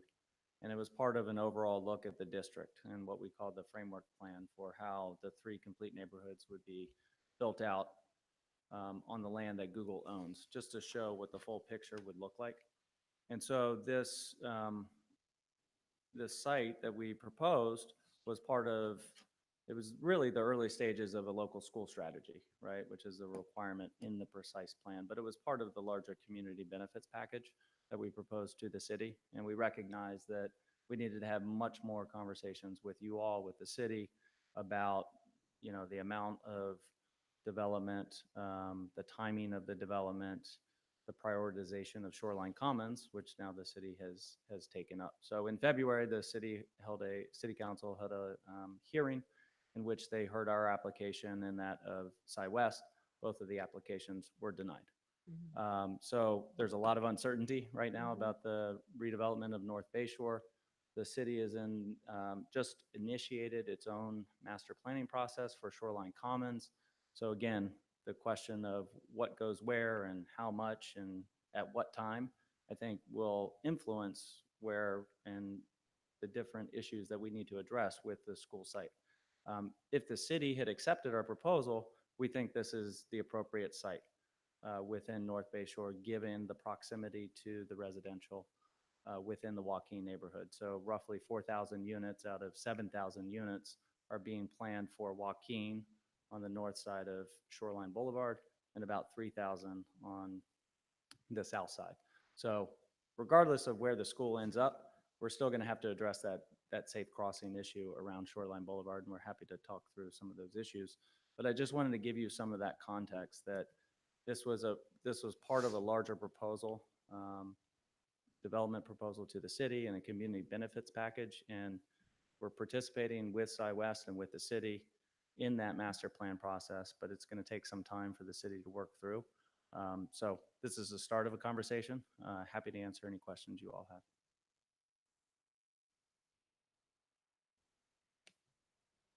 So one of the things I want to point out is an earlier area of debate between Sobrato, Google, and both school districts is whether or not what the student generation rates are and sort of how that comes. So we've actually sort of tried to, I think everybody has sort of gotten away from talking about how many kids are going to be produced because you're predicting the future. And so we took the approach of looking at the maximum number of kids will be around 700 students. And so by going to Horace Mann and seeing a site that can hold 700 students, we decided that, provided if you assume that this is going to be the only offer for a piece of land, then you have to assume how do you get 700 students onto that piece of property. So when Gene was talking about the 26 classroom, that is enough to house all of what we think are the projected students. We did remove preschool and TK out of some original designs. And they will have to go someplace else. And there may be some opportunities for other creative preschool opportunities across the board. We're not really sure. But we wanted to make sure that this school addressed the K-5 need. This doesn't take into account the needs of middle school. I think that's a totally different conversation just across the board. But what City Council was clear about is their expectation of an elementary site being over there. And I think the high school district is in a similar position. So there are some questions that we have. And then of course, you're more than welcome to ask any of us questions. So first one is taking into account the designs of other urban school models. What feedback do you have in regarding to the preliminary designs? Knowing that they are rough estimates. Considering the land constraints, what other considerations should staff consider while working with developers? Is there any other type of feedback that you may have for us that we may be unaware of? And essentially, how many kids do you envision on this particular site? I know that originally we talked about 450, but considering that we are planning for it to be one site, it is possible that it can be a 700 student school, which would sort of be close to what Huff it would be a little bit higher than Huff at its highest. But is that acceptable essentially to the Board of Trustees, considering that it is 120 acres that's being developed for a lot of different reasons, and all developers are trying to meet the needs of everyone, from the city to nature arborists, activists, as well as the school district. So it's just those are the questions that we have. And then sort of next step, we will work after this to sort of schedule yet another study session with trustees and continue to explore school designs. We will have continued meetings with developers to work through funding and site locations. And then we'll continue to work with representatives from Google to attend any additional board meetings if needed. And so I'll turn it over to you for questions. Thank you, Dr. Rudolph. Trustee Gutierrez? Google team members, thank you for being here. Dr. Rudolph, thanks for the presentation. So I have a question for the Google team, though. If we look at, and if you're able to adjust the PowerPoint presentation to switch it back to slide number 15.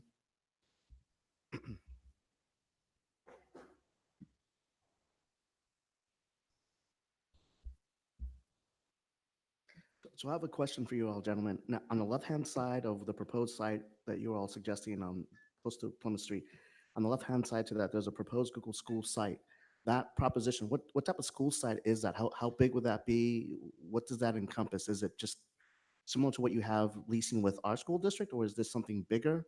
And the reason I ask is because I'm thinking if that site is there, depending on the size, then I'm looking at the issue if we stay with a school size or a school allotment for 700 students, I'm thinking traffic's going to be pretty bad, especially amongst the school community members that would share that same social space, almost the same area between the proposed school site of Google and then ours. No, that is ours. That's the site that's being proposed for us. The white. Oh, okay. So then there's nothing there. Nothing additional. It's just the Okay. white All right, square. thank you. I'm a little distraught because the Warriors lost, so I'm. Well, kind of piggybacking off of Trustee Gutierrez, you mentioned 4,000 units in Joaquin and 3,000 in Shorebird. Are those going to be 2-bedroom, 3-bedroom, micro units? Because that's really going to determine where our families come from. It's a good question. What we did in terms of the residential mix was look to the precise plan in terms of the bedroom mix and sizes. So it's roughly 40% micros, 30%, not roughly, that's what we've programmed. 40% micros, 30% 1-bedrooms, 20% 2-bedrooms, and 10% 3-bedrooms. And what about affordable units? 20% of all the units that Google is proposing to develop, which is approximately 5,700 of the 7,000. Would be affordable at a range of AMI that is laid out in the precise plan as well. And are those percentages, are they distributed evenly between Joaquin and Shorebird, or are they weighted in certain areas? What does your plan look like? I would say roughly distributed. We have talked about advancing some of the affordable housing earlier in the project because we think that's a big need in the community. But it's a conversation that we're open to having with you all and with the city. Thank you. So following up on that, if you were to go with this approach first, would you target one or the other neighborhoods first, or would it be at the same time? How would that work? Sure. So part of our proposal to the city was to lead off with Shorebird. So part of our requalification request also included a master plan for Shorebird. So both Shoreline Commons and Shorebird in the precise plan require coming forward with a master plan. What we presented to the city for Shorebird and for Joaquin was different than what SciWest had presented. And so that's where we're trying to work, or the city is trying to work through those issues. But the timing of the development, I think that's kind of up in the air right now and will be resolved through the city's master plan process for Shoreline Commons. Because it sounded like the mediation failed between you all and SciWest. Correct. We agreed to enter into mediation. SciWest did not agree, but we are both participating in the master plan process. In fact, we met with the city 2 weeks ago with SciWest collectively. So we're all at the table together and we're all trying to work towards a successful outcome. Around transportation planning for this area, I submitted some comments to Dr. Rudolph that may have been passed on. I don't know. Yes. So looking at, I'd love to hear more about your plan for bike pedestrian paths and the separation of bikes and pedestrians within those paths. Okay, great. I'm going to turn it over to Jeff Hosea, who's our urban planning lead. Thank you. Hi, good evening. Thanks for having us. So in total, in what we were proposing in the land outlined here in yellow, roughly, we have like 7 to 8 miles of bike trails in total. There's a portion of the green loop that already exists today that was completed about 2 years ago at this point. So I was involved in the original design for that as well. And so the separation of bikes and peds right now is a Class A facility by both city standards and NACTO, which is a national organization that looks at bike safety standards. So it's roughly 12 to 14 feet of bike two-way bikeways, and then another 8 to 10 feet of pedestrian ways next to that. Sometimes they're connected, and sometimes they're separated by landscape. There's landscape buffers on each side. It just depends on what the existing conditions are and where they are. But yeah, the site is highly connected, very much on purpose. So Joaquin will get improved, the sidewalks will get widened, the travel ways for the cars will get narrowed to slow and calm that traffic and add more substantial bike lanes into Joaquin. Those are all per the precise plan. And so we're following those and going above and beyond the precise plan where we actually own the property and can do that. And the numbers warrant that. So yeah, bike safety and pedestrian safety are utmost importance for everybody. I mean, you know, whether it's our employees, kids, visitors, or whoever happens to be on North Bay Shore. So I used to be on the Parks and Recreation Commission, and we ran into, you know, some interactions between bicyclists and pedestrians on Stevens Creek, for example. And then you throw in strollers, and then you throw in, let's say a mom has, or dad is trying to get 3 kids to school on their way to work, and you know, you're spread out all over the place. We don't want to take out toddlers with bikes. So it was a challenging urban problem. It's not something that people have necessarily planned for. Yeah, it's a great point. Stevens Creek is its own beast, and so is the Bay Trail on the north side of North Bay Shore. Those are more commuter cyclists that are riding for distances to get to work or to get home. Charleston Road will act in that way too. So Charleston Road will have separated cycle tracks to handle that type of traffic, that type of bicycle traffic. The Green Loop and some of these other pathways are really meant for more the Google bikes, the strollers, the scooters, the whatever might come in the future type of mobility. But it's really more the 3 to 5 mile an hour, not the 15 to 20 mile an hour that the commuters tend to be riding at that have their own facilities as well. So we're separating those bike facilities. Great, thank you. Yep. What happens crossing shoreline from the Shorebird community over to the Joaquin community? Perfect. So at Shorebird Way is where the Green Loop crosses today. It's a fully signalized intersection. It's got separated bike movements, pedestrian movements, and then turn movements, and then the through traffic goes. So all of that is already programmed into that, and it's been there for 2 years, like I said. It's super successful. Haven't had any problems, knock on wood. It's a great example of how we took some best practices from around the country and implemented them into this one intersection just to test it to see how it was going.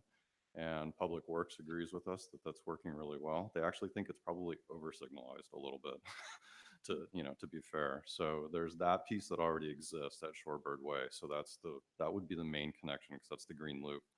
When Plymouth gets realigned, it will have its own intersection, brand new, fully signalized intersection at Shoreline too. So it'll get the oversized crosswalks and everything to facilitate that movement as well. So you'll have 2 very significant crossings. And with Charleston East, there's a third one up at Charleston, the cross Shoreline. So you'll have 3 significant crossings within a half-mile stretch. So yeah. I have a simple question, and it goes back to just wherever the school site's going to be, whether it's at this proposed site or Shorebird or anywhere else, just in general. Um, once that's been established, my simple concern is just the bikes, the Google bikes. If it's anywhere near one of the schools, I know my little buddies sometimes are going to be tempted to just pick that bike up and ride. Right? Will you all be able to maybe oversee that process to make sure that if there are bikes that are taken to wherever they're supposed to be and avoid that temptation, or how would you all be able to regulate that? I know it's simplistic, but yeah, no, it's not simplistic at all. We find our bikes all over the city and all over the Bay Area. So yeah, we do try to corral our bikes. We pick them up. We have central drop-off points. We are designing new campuses, new buildings that have designated bike parking areas. And so our employees are getting used to using those as opposed to just leaving them all over the sidewalks. So we're already changing behavior in that manner. as far as regulating who rides them, it's really hard. So, you know, we'll work with the community as best we can it's a give and take on that one, probably. Sure. Yeah. Thank you. I'm kind of curious in terms of, and I'm not sure who to ask, but in terms of, this isn't the final site in stone, that we had an original site that was clearly not going to work for the district that was larger. And this one seemed to pop in really fast. It was almost like there was a contingency plan B. Is there a contingency plan C we haven't seen?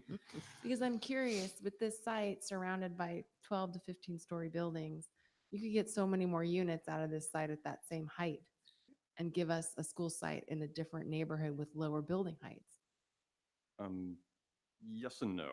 What we did was we worked to achieve a real balance of the overall framework plan that Michael was describing, whether it's the parks system, the open space system that we have, the trail system, where the residential goes, or the retail, or anything else. All of this is a balancing game that we play. You're right. We were able to kind of eliminate that site on the north fairly quickly. It allowed the maximum residential, but it made honestly, in my opinion, as an urban planner, the site suffered a little bit, right? As a school site. So it was balancing again. Do we really want to maximize and shoot for that target of housing, or give the school what they want? So we moved the school site down to a better location. To the 15 stories, there are some 15-story buildings that are allowed in this area. We've got some 12 and 14s planned. They happen to be on the north side of the site for the most part, so there is no shadow. There's no canyon effect because it's so wide with the streets on both sides, plus a new proposed street on the north side of the school site that would, as Jean alluded to, would really function quite well as the pickup and drop-off spot. We can work that in, so that's further separation from any of our buildings. I think the best thing that we've been working through with the city and with our architects is the first 40 feet of how you experience the ground plane. So the first 40 vertical feet is really, really important. So above that, then our buildings set back to even avoid that canyon effect even more. And then they go up from there. So the shadow study, I hope was helpful to demonstrate, that the site is really not impacted that much by the buildings around there. And those are conceptual buildings, so there's some give and take still with those as well. Is there any indication, or have you been examining at all, putting the school site on the other side of Shoreline, on the south side, in either the Shorebird neighborhood? Because it would be adjacent to the open space. It could be a natural laboratory for children that's right on the trail for access. And I believe it's a one-way in street. So for curbside pickup and drop off, you don't have people coming from all over the place at 8:15 in the morning. Correct. So it's a little more protected and safe in my Yeah. estimation. So you're correct in a lot of ways. So all of those are proposed elements. We Okay. don't have any guarantee that the city will allow us to change Shorebird Way to a one-way. That's Okay. that's our best design, right? That's what we feel works best. And some of those other elements, but the egrets the egret colony that we have to protect, I think the environmentalists would rather have the school a little bit further away from that to actually protect that habitat and keep that habitat as viable as it is. So that's why we made such a great park around that, underneath that egret colony. Noise and some other things tend to bother the egrets, especially during their nesting season. So it's not like we can close school during nesting season. That would They're probably not not an go over endangered well. species, though. Huh? They're not an endangered species. It's still one of the. It's a community interest. Exactly, right. Yeah. So we're being sensitive, again, to that balancing I of a understand, number of trust different me. elements, for sure. I thought that there were commercial buildings close to that, There are. as opposed to, I mean, Yeah. that's, And we're not allowed to change those buildings. We're not allowed to demo them. We're not allowed to demolish them. We're not allowed to resurface or reface them because it would disrupt the egret colony. So that's written into the precise plan that in particular, there's one building that we can't change. So yeah, the city is very sensitive to that egret colony. I did appreciate the shade studies. Thank you for doing that. Sure. It was very helpful for massing it out. So I have a last question. So depending on what happens, because there's a lot of moving parts, I understand your position is very difficult. And I appreciate your patience being here and sharing your information with us and with City Council and with the community in general as a whole. It's really appreciated because it's a big job. It's a big task. Everyone wants to go one way when there may not be the that one way to explore. But having said that, if this site wouldn't work and what other things happen in general, what's the alternative to this site? We would have to go back to the drawing board and figure that out. And some of that actually would depend on this master planning process that the city is going through. So depending on the office allocation, depending on how much residential, we're committed to building residential. But where and how much is up in the air depending on so many other factors that are out of our control right now. Sure. So then this would then fall into line with that. And it's a step process to actually get to the final decision. Okay, and how long is there, in your best guess, how long would it take the city to get to an endpoint? I mean, that's a big question to ask. tea leaves. right? I don't want to touch that one. I know, I just be careful what you The- say. The schedule that they presented that staff presented to council last month was about 9 months. So we'll see. There are lots of moving parts. As Jeff, for the gateway, for the gateway yeah. master plan process. And then, the master plans that we submitted for Shorebird, all of this is going to have to kind of be recalibrated. Google is still committed to delivering the housing that we put forward. We're still committed to working with you all and with the city to come up with a local school strategy that works. So beginning of a conversation or midstream of a conversation, whatever you want to call it, but we're committed to working together and coming to a mutually agreeable solution. Thank you. And we appreciate that. Yes, thank you. Thank you for all of this information and for answering our questions. We're planning in the fall to do a follow-up study session. Is that correct? Or did I just pull that? No, that's correct. We talked about I'm that. like, I thought We we talked about it. it. I just, I know you're soliciting feedback and I either have to extend the meeting or we're I would- discuss that we're going to have a study I would like to session. make a motion to extend the meeting until, does 10:30 seem long enough? Yes. Second. All those in favor? Aye. Any opposed? Okay, motion passes unanimously. Can we ask our Dr. teaks some Rudolph. questions? You can, and we'll still end earlier than city council. And can I just ask, 3:30. we're asking questions? Yeah, really. Is there But questions? we're asking questions and then we will have, okay. great. Yes. Yeah, we will comment afterwards. Um, I was very excited to see these plans with the parking underneath the green space. Is there a reason why in all three school site plans, there are 2 play courts on the other side of the playfields as opposed to being closer to the school? Oh, I don't think that was not, I mean, that's not it can flip either way. It can flip either way. Either way, Okay. Because in most of our schools, the play Play courts are courts closer. are close to the school site. If you're going to have a big fall, it's going to be on the concrete. And you want Right, to see it and right. hear it.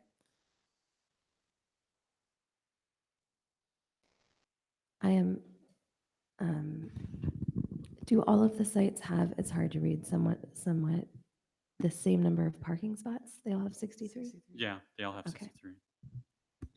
I do want to point out that Google has said that they were amenable that of if dedicating the parkland works better for us and then us having a joint use agreement with the city, then they're fine with that. And the city has also said the same thing. One of the concerns that I raise is that at our current sites, wherever there is an actual park, residents are actually there utilizing the park. Whereas, so for instance, over here, with the exception of the tennis courts, the 17 acres belongs to the school district, which means that during school hours, nobody is out there, which is how both schools are able to utilize it. And so there was a concern that was raised with the city, saying that if and with Google saying if it's dedicated to if it's given to the city, they will have people there. And so we want to try to limit it during school hours. Both organizations were perfectly fine with that. And so that is also part of the reason why we tried to play with the park space and try to include it in it. Is there a possibility of putting I know we already have plans, but of putting the parking lot under the city-owned under the city-owned park space Playground. as opposed to our own space? I think that can be explored. I think we need to better understand, the geology underneath, how high the groundwater table is really, and what are the technical complications with digging, building into the groundwater table. Or if we did an elevated park and it had terraces down to the school site. Yeah, I think all those things are totally on the table. one of the things that in concepts B and C is we do use tandem parking, similar to at Horace Mann. Whereas in concept A, because of the proportion of the remaining land, um, it looks like there's more parking because it's stretched out more, but because we don't have the benefit of tandem parking in that area. Thank you. Further questions from trustees? Okay, any members of the public wish to speak on this item? Looks like we'll start in on the feedback and comments. Are we going to be able to ask Dr. Rudolph about the various financing mechanisms? Yeah. Oh, okay, sure. Great. No, I didn't, because we usually do questions and then comments and make Would sure you we like to weren't ask done a with. question about that? Sure. Okay.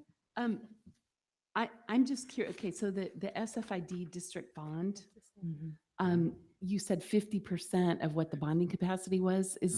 Where did you come up with the 50% number? Is it just that there's such a large geographic footprint in that area that it's 50% of our total school district, even though it's many fewer kids? So Or this how do you actually come up with that number? this actually comes from our financial advisors, Keegan. And so this is what they told us. If you wanted to do an SF, I asked them for what were the funding options that exist. And so this is what they brought back to us. So my understanding, and maybe I had misread it, was that it was the percentage of either the square area or the percentage of kids. So so coming up with 50% just for the North Bay Shore seemed out of whack unless we were like counting, Shoreline Park or something like that. So it is I read actually their example that was sitting up there, and then use what our actual bonding capacity is to tell you what the possible number is. The assessed value of the area versus the assessed value of the rest of the community. And so what we know is that the current assessed value in North Bay Shore is 3.9 billion And going up. And so, but what we don't know is, I don't have the exact assessed value for what all of Mountain View is. But I So would the formula is based on assessed value. Correct. Okay, that's that. I was trying to figure out what that metric was. Right. And so in this example, Keegan simply said, look, if it's 50%, if the assessed value is half, then you could tax. And so then I just gave you our current bonding capacity is 240, which means that we would be able to create an SFID if it was 50% for 120 million. And you said that requires approval of the county and the county school board. Right. And then also who votes? It would be a similar timeline. So it would be the voters. So the voters in the entire school district would vote? The Melrose is the only one that is specific to the residents in that particular area. And if not residents, then property owners. Okay. But the SFID would be it's a community-wide. And did we do any analysis on the impact of the tax obligation on the parcels in that district if one were approved? Like, I'm just wondering, the developers, everybody's saying it's getting so expensive, it's $600,000 a unit, prices are going up, we can't afford to build the housing. And to levy a large tax obligation on those units will just further compound that, I guess, from a sales perspective, not so much from a building perspective. So it's kind of like damned if you do and damned if you don't, but we've got to come up with, we don't have the money to do it. And I've said before, and I'll say again, I'm not interested in supporting a general bond, for that you have every voter in the city pay for and levy against themselves in order to come up with money to build schools in an area for students that don't live there yet. And I've worked on too many of those measures. I know I'm sounding like a broken record, but it's really hard to get that funding. And so that doesn't make any sense to me. Something like this could make sense in terms of being palatable to voters, but I don't know how palatable, how it would impact the units that end up getting built and the developers' interest in building them. I think it's safe to say, and I don't want to speak for any developers, but I think it's safe to say that they will be passed on to whoever the residents are. whether it is a apartment complex or I know that I believe there are condos that are being sold, a portion of them, and so those it is. I would assume that that tax would be passed on to them. But I know we've sort of hinted at it, SFIDs and Melrose in meetings, and sort of the reactions have always been the same, which is just a, why would you want to do that kind of thing? And so I think that's also part of the balance that has to be played here.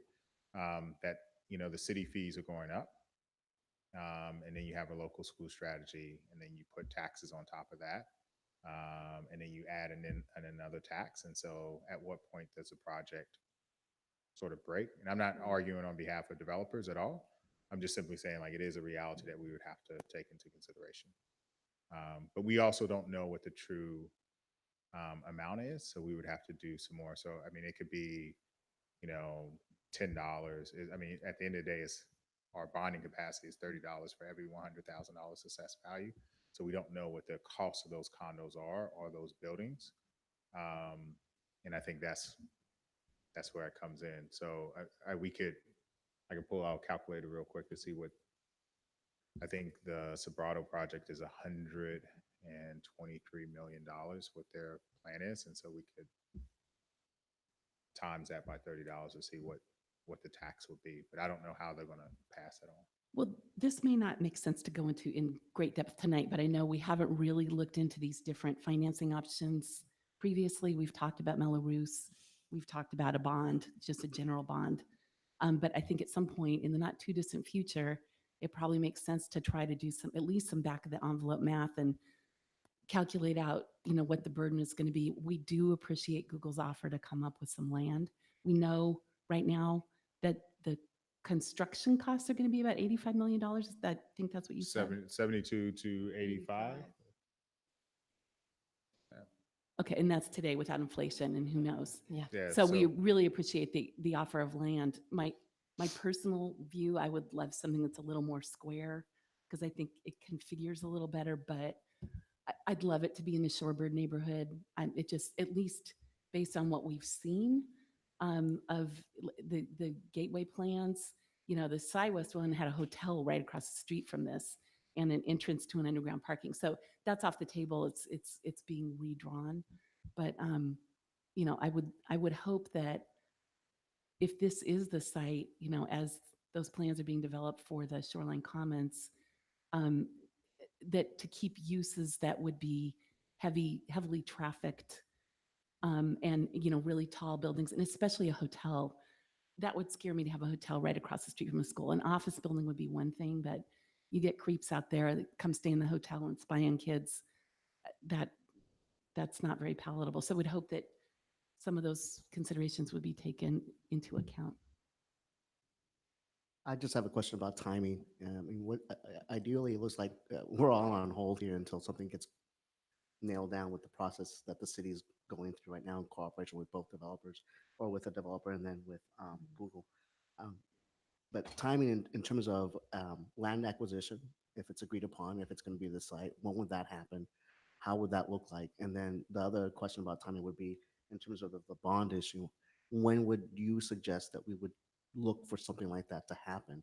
Is it after the construction of the affordable housing that would be done, or what's your vision on that, Dr. Rudolph? So I think there are a couple of different. I'll start with the bond, and then I'll work my way backwards on the other ones. I think there's a couple of different needs that we're talking about here. So there's the general need across the district. We originally in 2012 had a $440 million project. We only received $197 million for a bond. We supplemented that with a certificate of participation, and then we added in Prop 39 money, some developer fees, as well as excess monies that were currently sitting in the Share Shoreline funds to pay for technology upgrades across all of our sites. And so, but there are still clear needs at all of our, with the exception of the new site coming on, and new site in Stevenson. All the other schools actually still have construction needs that we need to address. And so I think there's that bond issue. which is how do we address that? Complete programs like we can build out our solar program to a certain part. We're currently looking at ways we'll probably have to stage that in order to finish it off. So that's one bonding capacity. Then I think the second question is what do you envision the funding options are? So we can explore transfer development rights. If we want to do TDRs, and I would suggest that we probably should start thinking about that now as developers and Terabella, East Westman are looking to start making their master plans. Because we would be selling North Bayshore TDRs to go to some other part of the community, and those would be the two likely communities. And then it's also about understanding what your sensitivity is about whether or not you want to do a Mello-Roos and an SFID. And if you don't want to do those, and we'll bring Keegan in as part of the study session so they can sort of go through and look at what the assessed value is and how much money you can make off of, or we could generate off of that. But it's about understanding how comfortable you are. I would say that this one will probably take place at a later time if you want to do a Mello-Roos or SFID. There's no way we're currently exploring parcel tax and a bond program just for our existing schools. And we're polling for those. There's no way that we could add in a third one across the board. And I wouldn't recommend that. So I would say that's probably a year out. In terms of land acquisitions, a year out from deciding on whether or not you want to do, if you want to explore one of those two options, which I think just based off of what I've heard from trustees is probably you don't want to tax everybody else for creating it. There is an argument. I would just simply say that we do this all the time. We do tax the whole community for schools that are currently being built, even though, and ask them to. Mistral would actually be a good example. Mistral was not there originally, and then the decision was to build a Mistral. So, But the kids were there. I understand, but there is precedence to do it. I'm not arguing one way or another. I'm just simply saying that it's a consideration that you want to take into account. I do think the pressing one is just the TDRs. If the board wants to explore those, I think we should spend the next couple of months trying to get that up and going, just because that is sort of as East Westman and Terabella and even Google has the opportunity, it has the properties in those, or at least property in, I believe both, right? East Westman. I mean, if they have the opportunity to buy TDRs, they probably would. I'm just assuming, but considering that they sold $155 million for Los Altos, there probably is some interest that exists. So TDRs would be the first one, just moving forward for a funding issue. Then after that, I would say explore bonds. And so TDRs would probably be 6 months. Understanding the bonding would come after that. For land, I think there are two things about land. The first one is answering the question of whether or not you're comfortable with 700 students being on one site. And what we would do, because we currently have a contract for our TEAC, I think it's important that we design an urban school that can house 700 students. And then you can adjust it based off of how much land is actually there. So for instance, the first one was, I think, 3.9. This one is 3.5, right? Where 2.5 is what we're planning on. And so we can move things around to sort of fit the designs. But at the end of the day, you need to be comfortable with a 2-story, 3-story building. And I would argue that you just have to assume that 700 kids are going to be on that particular site. But if you're not comfortable with that, then that's where it becomes an issue. And considering that the FAR does not require them to offer 2 sites, it requires them to offer a school site, then we would have to start talking about, do we want to exercise eminent domain?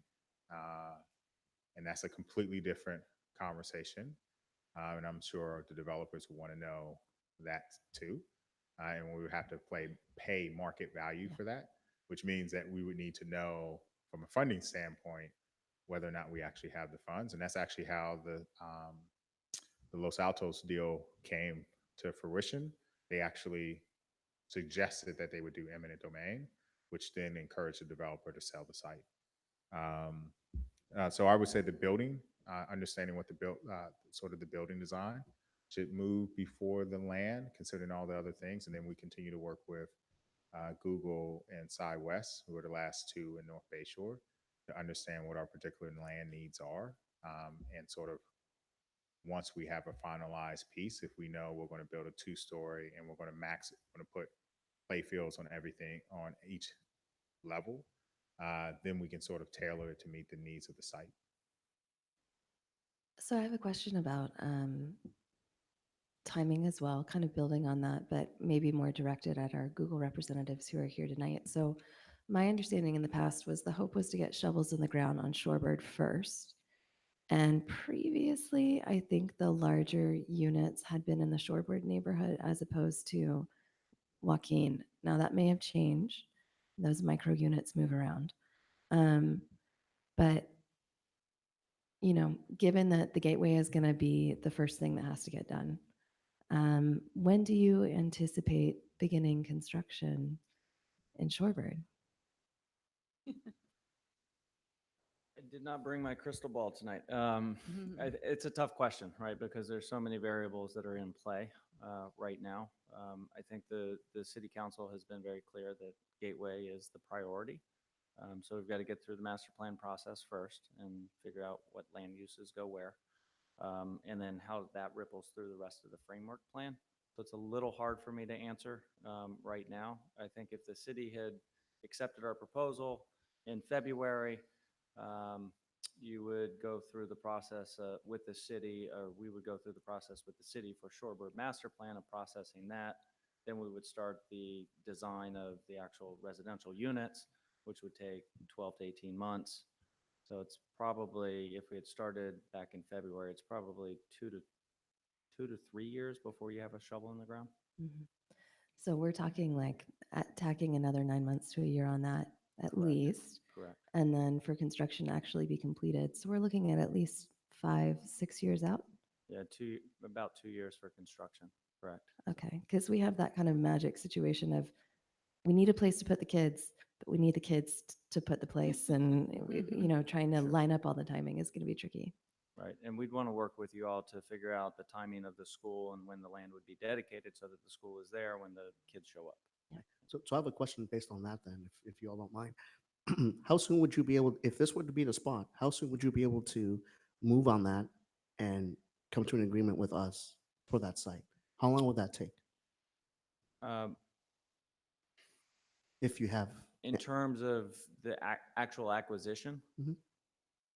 there's an existing office building there today. So we need to figure out where those people are going to go. I mean, that's true of all of North Bay Shore, right? And that's part of what makes this puzzle all fit together, right? Or makes it so complicated, how to make it fit together is, and in part, that's why we looked at Shorebird, is because we actually think there is a way to move. We've got a couple buildings that are in the western part of Shorebird that we can actually decant, and then we start to develop in increments and kind of march our way through. It's not like it's a greenfield site, and it's not like we can just go through and clear an entire neighborhood. So didn't answer your question, but it's hard to put a specific time frame on the ability to turn over that site. Okay. When do you At think this you might time. have an answer? Maybe in 9 months, we'll have a better answer, Okay. right? And to your point earlier about the hotel site, I mean, clearly this site that we proposed, it fit within the framework plan for the entirety of North Bay Shore. It does not fit with what Cy West had proposed for Shoreline Commons, right? So we need to bring those things together, right? And that's part of the process that we're going through with the city. Okay. Thanks for your candor. In terms of the TDRs, like if we were to use that process, would that be something? I guess there's so much up in there because the gateway plan is completely unknown. And so you don't know what you're going to do with Joaquin and Shorebird. But I'm just wondering if we could somehow or another use those to sweeten the pot to get a different site or. So I think part of the TDR process requires for us to know where and sort of the size of the lot, and then you understand how much of it you can sell. If we were to sell TDRs for this area, because there's the allocation is up to 15 Significant. stores, it's a completely different process than if you're on the other side, which is I think it's 7, and then eventually it goes down to 4. And so those are things to take into consideration, but we would need to know a little bit more about the land. I think the important thing is about if we plan on selling TDRs is we just need to get clear. And then we would try our best to try and figure out where the spot is and get to some dedications. I would hope the city would be amenable to working with us on TDRs since they did work with the Los Altos School District to do something similar. I just need to say that again, you have to remember that if you sell TDRs in North Bay Shore, you should expect to see them in either East Westman or Terabella. I will say though, I mean, we are facing a housing crisis and we have 21 students living in RVs, if I'm correct. We have 100 McKinney-Vento students who are in unstable housing. So I do support trying to find more housing, more affordable housing, more options for units for people. So I'm not afraid of selling those TDRs. Now, if the TDR goes to office space, that will be disappointing. But it might be the way to leverage the resources that we have without putting an additional tax burden on the community. It's something to think about, but I think right now, what I'm hearing and trying to figure out, well, what I'm understanding now is that we have a suggested site, but there's no set deadline for when that could be passed over to us, which opens up another can of worms. And so before we even talk about TDRs, I'd just like to figure out when can we get the site once we're in this once we're in this process, so that we can then be able to figure out this next step about funding, the timing, and TDRs. Because right now, I think there's nothing going on. We're at a good stage where we're trying to figure this out. Google and their team is here, but when I asked the question about how soon could they turn over the land, there was no response. And that, for me, up to a point, is a little. I'm a little nervous about that. I think what I'm hearing is we have a lot of contingency planning to do in terms of not just the site, but like the funding mechanisms. And I'm not going to sit here and say I totally understand all the mechanisms for TDRs. I'd like to have a little bit more of an in-depth discussion on that. I know Laura and Devin are way more familiar than I am. And I think having those conversations about all these options and maybe even having Keegan, explore the community like they do with general obligation bonds and like what could we effectively do if we don't do TDRs, if we do the SFID. I'm in terms of, I'll give you some feedback if that's okay to start with. I'm more than comfortable with 700 kids on any campus, wherever the site ends up being. I think we need to plan for it, whether we know the date that we get the land or what the land is. I would like to not see curbside drop off in an area with this kind of density and that many cars. I'd like to see them put whatever that playing field is as per Trustee Conley's recommendation, if at all possible, raise that shared field space up high and put parking and a drop-off structure underneath if it's feasible. I don't see how curbside drop-off can work, even with all these amazing easements and. You would be asking for the garage to be a pass-through then? To be, I guess. A portion of it, probably. Portion, yeah. Because Yeah. if you're not using curbside drop-off, then you're asking actually for people to drive through the parking lot, drop people off, and then keep coming through. Or even there was the parking structure that was already on one of the options that you'd have additional parking. Right, but the parking structure is one thing. You still need to factor in the drop-off. I mean, that's kind of what happens right out here, right? Like people pull in, they drop off, there's staff parking, there's parking for people visiting the school site, and then they drive through and exit. So it's something that we commonly have elsewhere in the district. I think it was option B where you already could have, or you could even cut some of that parking in half, do a drop through and add more parking underneath. Right. I want to see maximum open space with this many kids. If they live in those neighborhoods, there are opportunities for physical activity, which is just as critically important for their development and growth as their academic activities. I want to maximize that space however we can and in whatever ways we can. Right. And I'm happy going multiple stories. I don't care how high you go as long as it's legal. I think one thing I wanted to call attention to, and it really had a huge impact on our planning, is when we first started, we didn't realize that Google was proposing the road that connects Joaquin to Huff, parallel to Plymouth.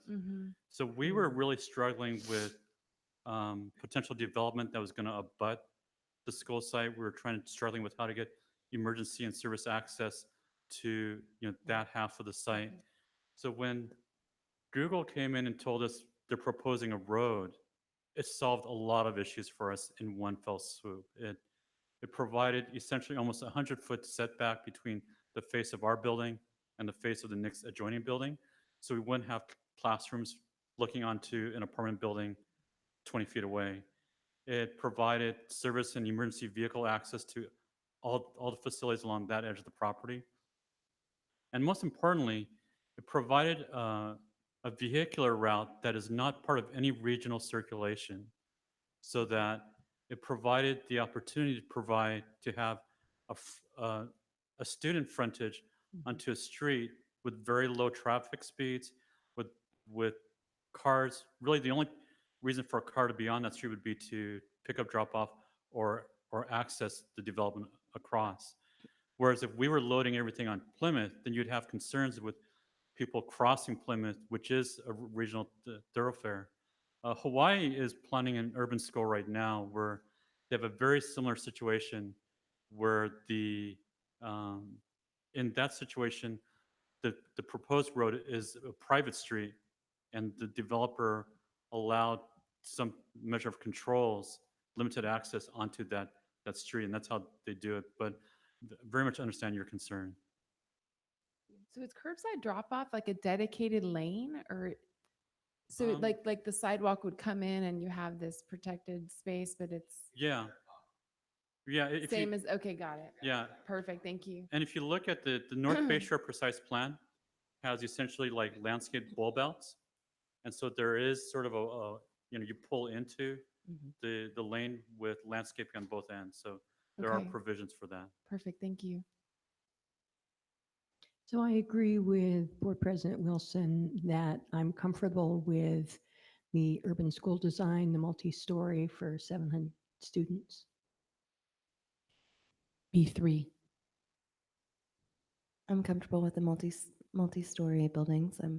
I think this is a great opportunity space, and I think, next thing you know, Google, you're going to be planning school sites at all of your future office and housing development sites. In California, the restrictions for building schools are so heavy and onerous. It's second only to hospitals. So I appreciate you taking the time to work with us on this and learn about a whole new area of development. And I would also just like to say, the tours that we did with the Artique firm were helpful. And I think it was Google that pointed out the Horace Mann School in San Jose, and just, we were all like, ooh, it's too small. Could we do it? And then we went and saw the school. It's like, okay, yeah, we could do this. It's not what we're used to here in, suburban California, but we could do that. So I agree with my fellow trustees, but I also want to stress that this is a difficult journey, but it's actually at the forefront of new governance, right? I mean, when you look at how you do what's best for a city and for a community, for your business needs, for our family needs, for those that are less fortunate, housing issue is a big issue no matter where you look at in California, especially here. But to try and get our entities along with the city council and the developers all on the same page, that's a big challenge. So whatever time you can afford to spare with us to exchange ideas, that we mean well to try and get something done. And the questions we ask is just to find out where we stand really in relationship with you and what can actually get done. So your presence is appreciated and your candor is as well. And I'm looking forward to just expanding on this relationship with you all. Yeah, thank you for taking the time to come and listen and answer our questions, and for the collaboration. We really appreciate the collaborative effort we're seeing here. Unless there's additional feedback, we have about 15 minutes left for our last item, which is a pretty important item. So unless I hear any objections, I'd like to get to item C. Did we answer all the questions? We have to. We have to. Okay, We're gonna have let's a do it. study session. So I think we got that. Thank you. We got a study session coming up. Okay, thank you so much. So we'll move on to item C, recommendations for potential reinstatement of budget cuts, please, Dr. Rudolph.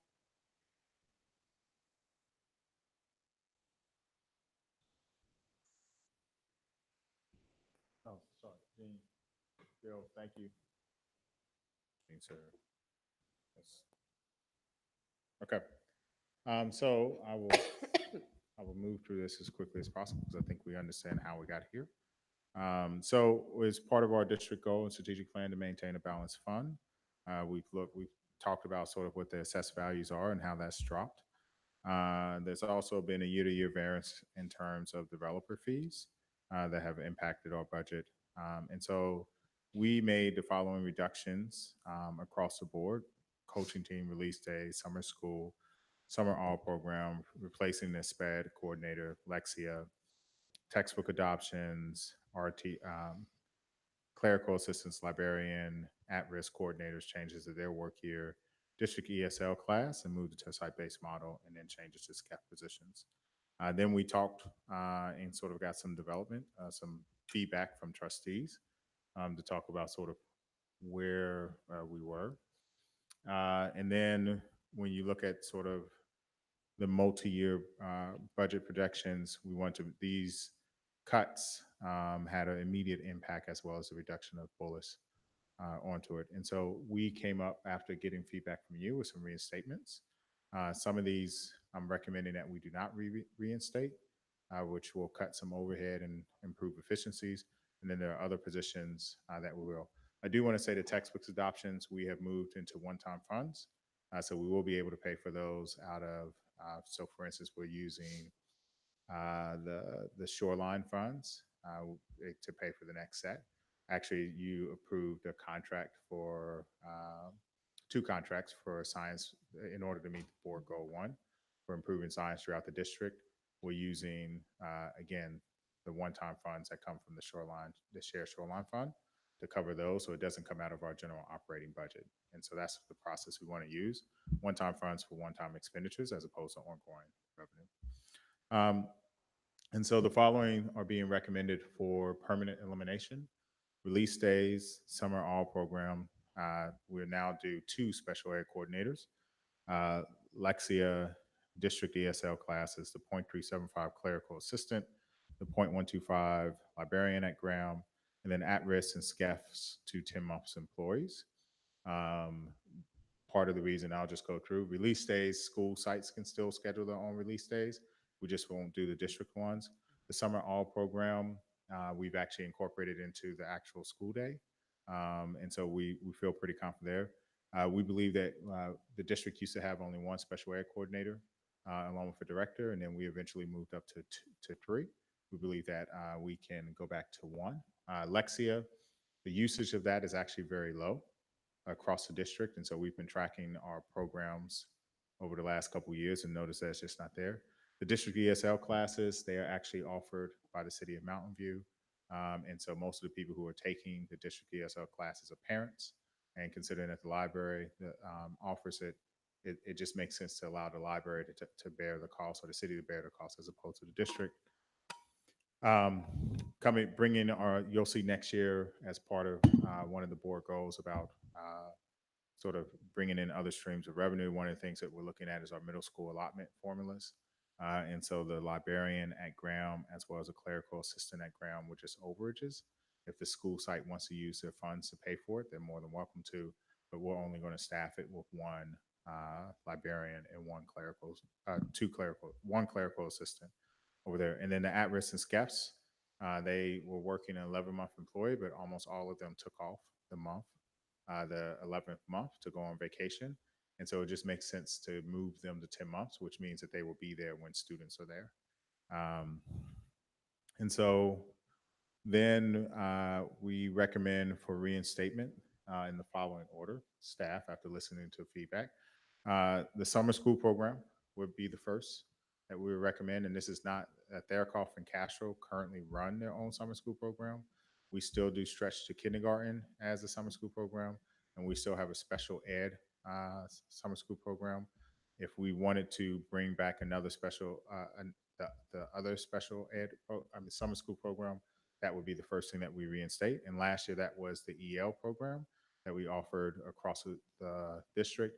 One of the rationales for removing that program is that with the introduction of the new science RTI, and as each principal was told in their feedback, the increase of PSYOP strategies in all courses as opposed to just select courses, we believe that we should be able to tackle it. And obviously the results look like those are bearing fruits. Then after that would be the at-risk supervisors. So these were temporary positions. These were only for 1 year, and they were always contingent on funding. but in the need that we need to bring back an at-risk supervisor, we would bring those back. And it would be either for one or two reasons. The first one is that free and reduced lunch is at 40% or greater, or if there is a red indicator on the California dashboard in terms of discipline, which means that we need to take immediate action based off of the LCAP. The third one would be school community engagement facilitators. We currently have them split across different sites, and we eliminated two. So in the event that we want to bring those back, that would be the next tier to add the two additional ones. And then the fourth one would be, we currently, just like the school community engagement facilitators, would be the instructional coaches at all school sites, and making them a full-time position at those sites as opposed to a 50, right now they're a 50% model across the sites. And so that is staff's recommendations to you. Thank you, Dr. Rudolph. You're welcome. Are there questions from the trustees? Yeah, I have a question. Like the summer school program, we obviously can't, it's too late to bring back for this year. And these would all be like for the year after. Is there any of this that we could bring back for the 1920 school year? No. So all of these, I would say, are contingent on funding. These are not things that we would just toss back in. So the summer school, we didn't put the cost in, but I think the summer school program cost us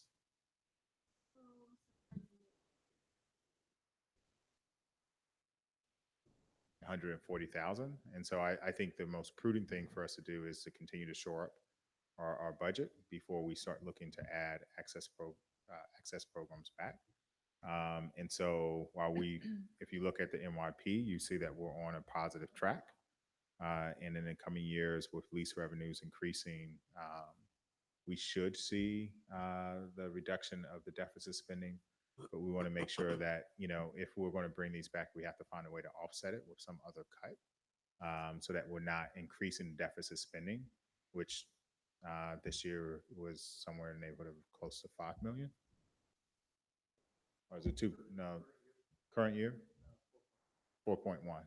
So we don't want it to balloon back up there. So this recommendation, these are a priority list. So it would be like number one, if we could find the funding, would be the one we would be targeting first. Number two. Right. Yeah. And so if you, I'm like, the numbers are wrong. I'm like, Are they right. supposed So to be if 1, 2, 3, 4? Yeah, so mine's if you 120. want to prioritize it, what I would say is that you would tell staff, and then we need to incorporate that into the budget. The earliest we could do it would be next year, but we would need to plan for it pretty early. I'm still just confused in particular about the summer school, because we talked about that and everybody talks about summer learning loss, but I think we heard at meetings like, well, were the schools that we get the federal funding, so Theokoff and Castro, it will still continue, and that there were practical difficulties, that it was difficult to find teachers, and then Right. also kind of structural difficulties because it was only a half-day program. Correct. And so then the parents didn't want to enroll, I guess, or they're trying to figure out something for the kids to do in the afternoon. And I'm just wondering, was the educational benefit so significant? Because I thought we'd heard that maybe it wasn't.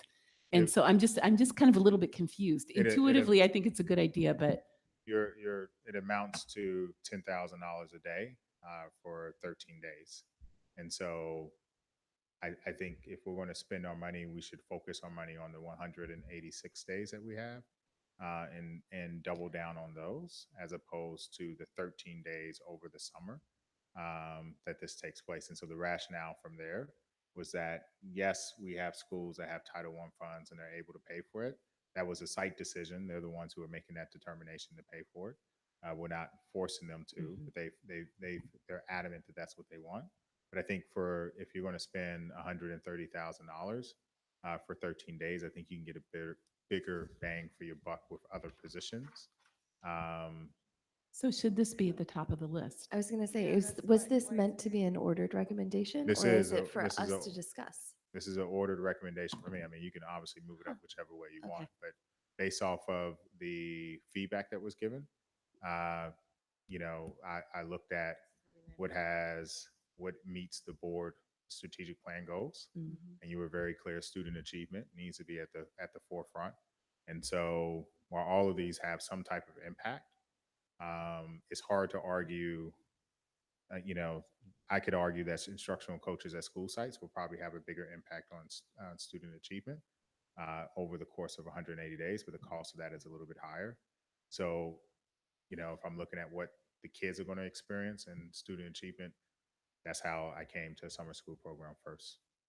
I have a quick question. So I just sort of worked through the strategic plan. Sure. So what you just said doesn't make sense to me. You're talking about the value of instructional coaches at school sites during the school year. And But that would be board goal, that would be strategic initiative number 4, which is human resources. And so if you look at this, it actually goes strategic plan goal 1, strategic plan goal 2, strategic plan goal 3, strategic plan goal 4. That's actually how I ordered it. It sounds like we have mixed feelings about the Yeah. ordering. I have a quick question in terms of release days for the district. Is that going to impact professional development or what does, none? Okay. No, it Thank doesn't. you. Should we take? What kind of feedback are you looking for on this in terms of discussion? If we like this order or if we want to change the order, If you have feedback in terms of what you would rather be prioritized, that's the feedback you're looking for. then that's the feedback, and I can come back with another list. But you were very clear that the strategic plan should be the driving factor. Right. And so I went specifically with Yeah. goal 1, goal 2, goal 3, goal 4. And that's exactly how this played out. I guess in terms of what I just heard you say, although the instructional coaches at school sites is technically, it would fall squarely in the middle of the professional development piece, but the side effect of it is student achievement. So I realize that it costs more because you're paying a full-time, senior educator. But if we had enough money, that might be something I would prioritize over summer school, just given what I've heard from everybody about how it's kind of a minimal impact and there's all these impediments in terms of the half day and not having teachers willing to teach. I would agree with that. I would go like almost even 4-2-1-3, but I could do I would 4-1-2-3. do exactly the same. I would take instructional coaches as priority. I would do at-risk supervisors Yeah. next, and then I would do SCEF. Mhm. And then I would do Same, so summer school at the 4-2, bottom. Same 3-1. Okay, I could be on board with that. I think for the dollars, we really need to focus outside of yes, they all meet strategic plan goals, but for each dollar, what is the maximum impact we're going to have in terms of student gains? So I like kind of framing that along those lines and capturing instructional coaches. Sure, it's professional development and it helps the human capital piece, but that's also has huge translational benefits for student outcomes. Yeah. And then the at-risk, you want to catch kids, if they're going to potentially fall through the cracks. Yep. So I would agree with Trustee Conley on this. Yes. So is that 3, 4? 4-2-3-1, I think is what 4, we 2, said. 3, 4, 2, 3, and then 1. Yes. Okay, so then what we would do is as additional funds come in, we would look to restore instructional coaches first. Then after that, we would go to at-risk supervisors unless there's and then from there, we would go to SCEPs with summer school being the last thing. I think that's exactly what. And I know it's difficult to talk about things that come up spontaneously. But if we're talking about money, we heard some parents tonight asking for after-school childcare at a single school site and saying that other school sites have that kind of childcare. And I don't know if that is true, but I would like some information about that. So Ms. Straw doesn't qualify, and pretty soon Montaloma will have to come off the list also. Beyond the bell. Landals. Landos is the Landos. one that comes off the list. And so Beyond the Landos will bell. be in a similar position once the CONAP expires within 2 years. Once the grant is. Yeah. So some of this- the schools were grandfathered in. So this is one of the consequences of splitting Castro and Mistral that I don't think was thoroughly explained.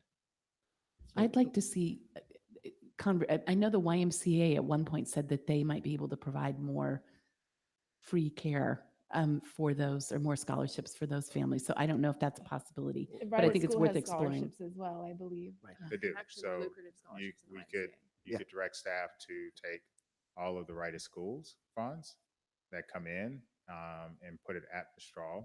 You just need to be mindful that that's exactly what you're doing. The other thing I would say is that you can always put it as a priority for next year, and we can look at the costs, and as we work on the budget, figure out a way. Maybe we can look at it in August. This has been a great session. I hate to cut this off, but it's now 10:30. Happy summer. I'm Happy going to call summer. adjourn this meeting of the Mountain View Westman School District. Thank you for the wonderfully successful year, everyone. Have a great summer.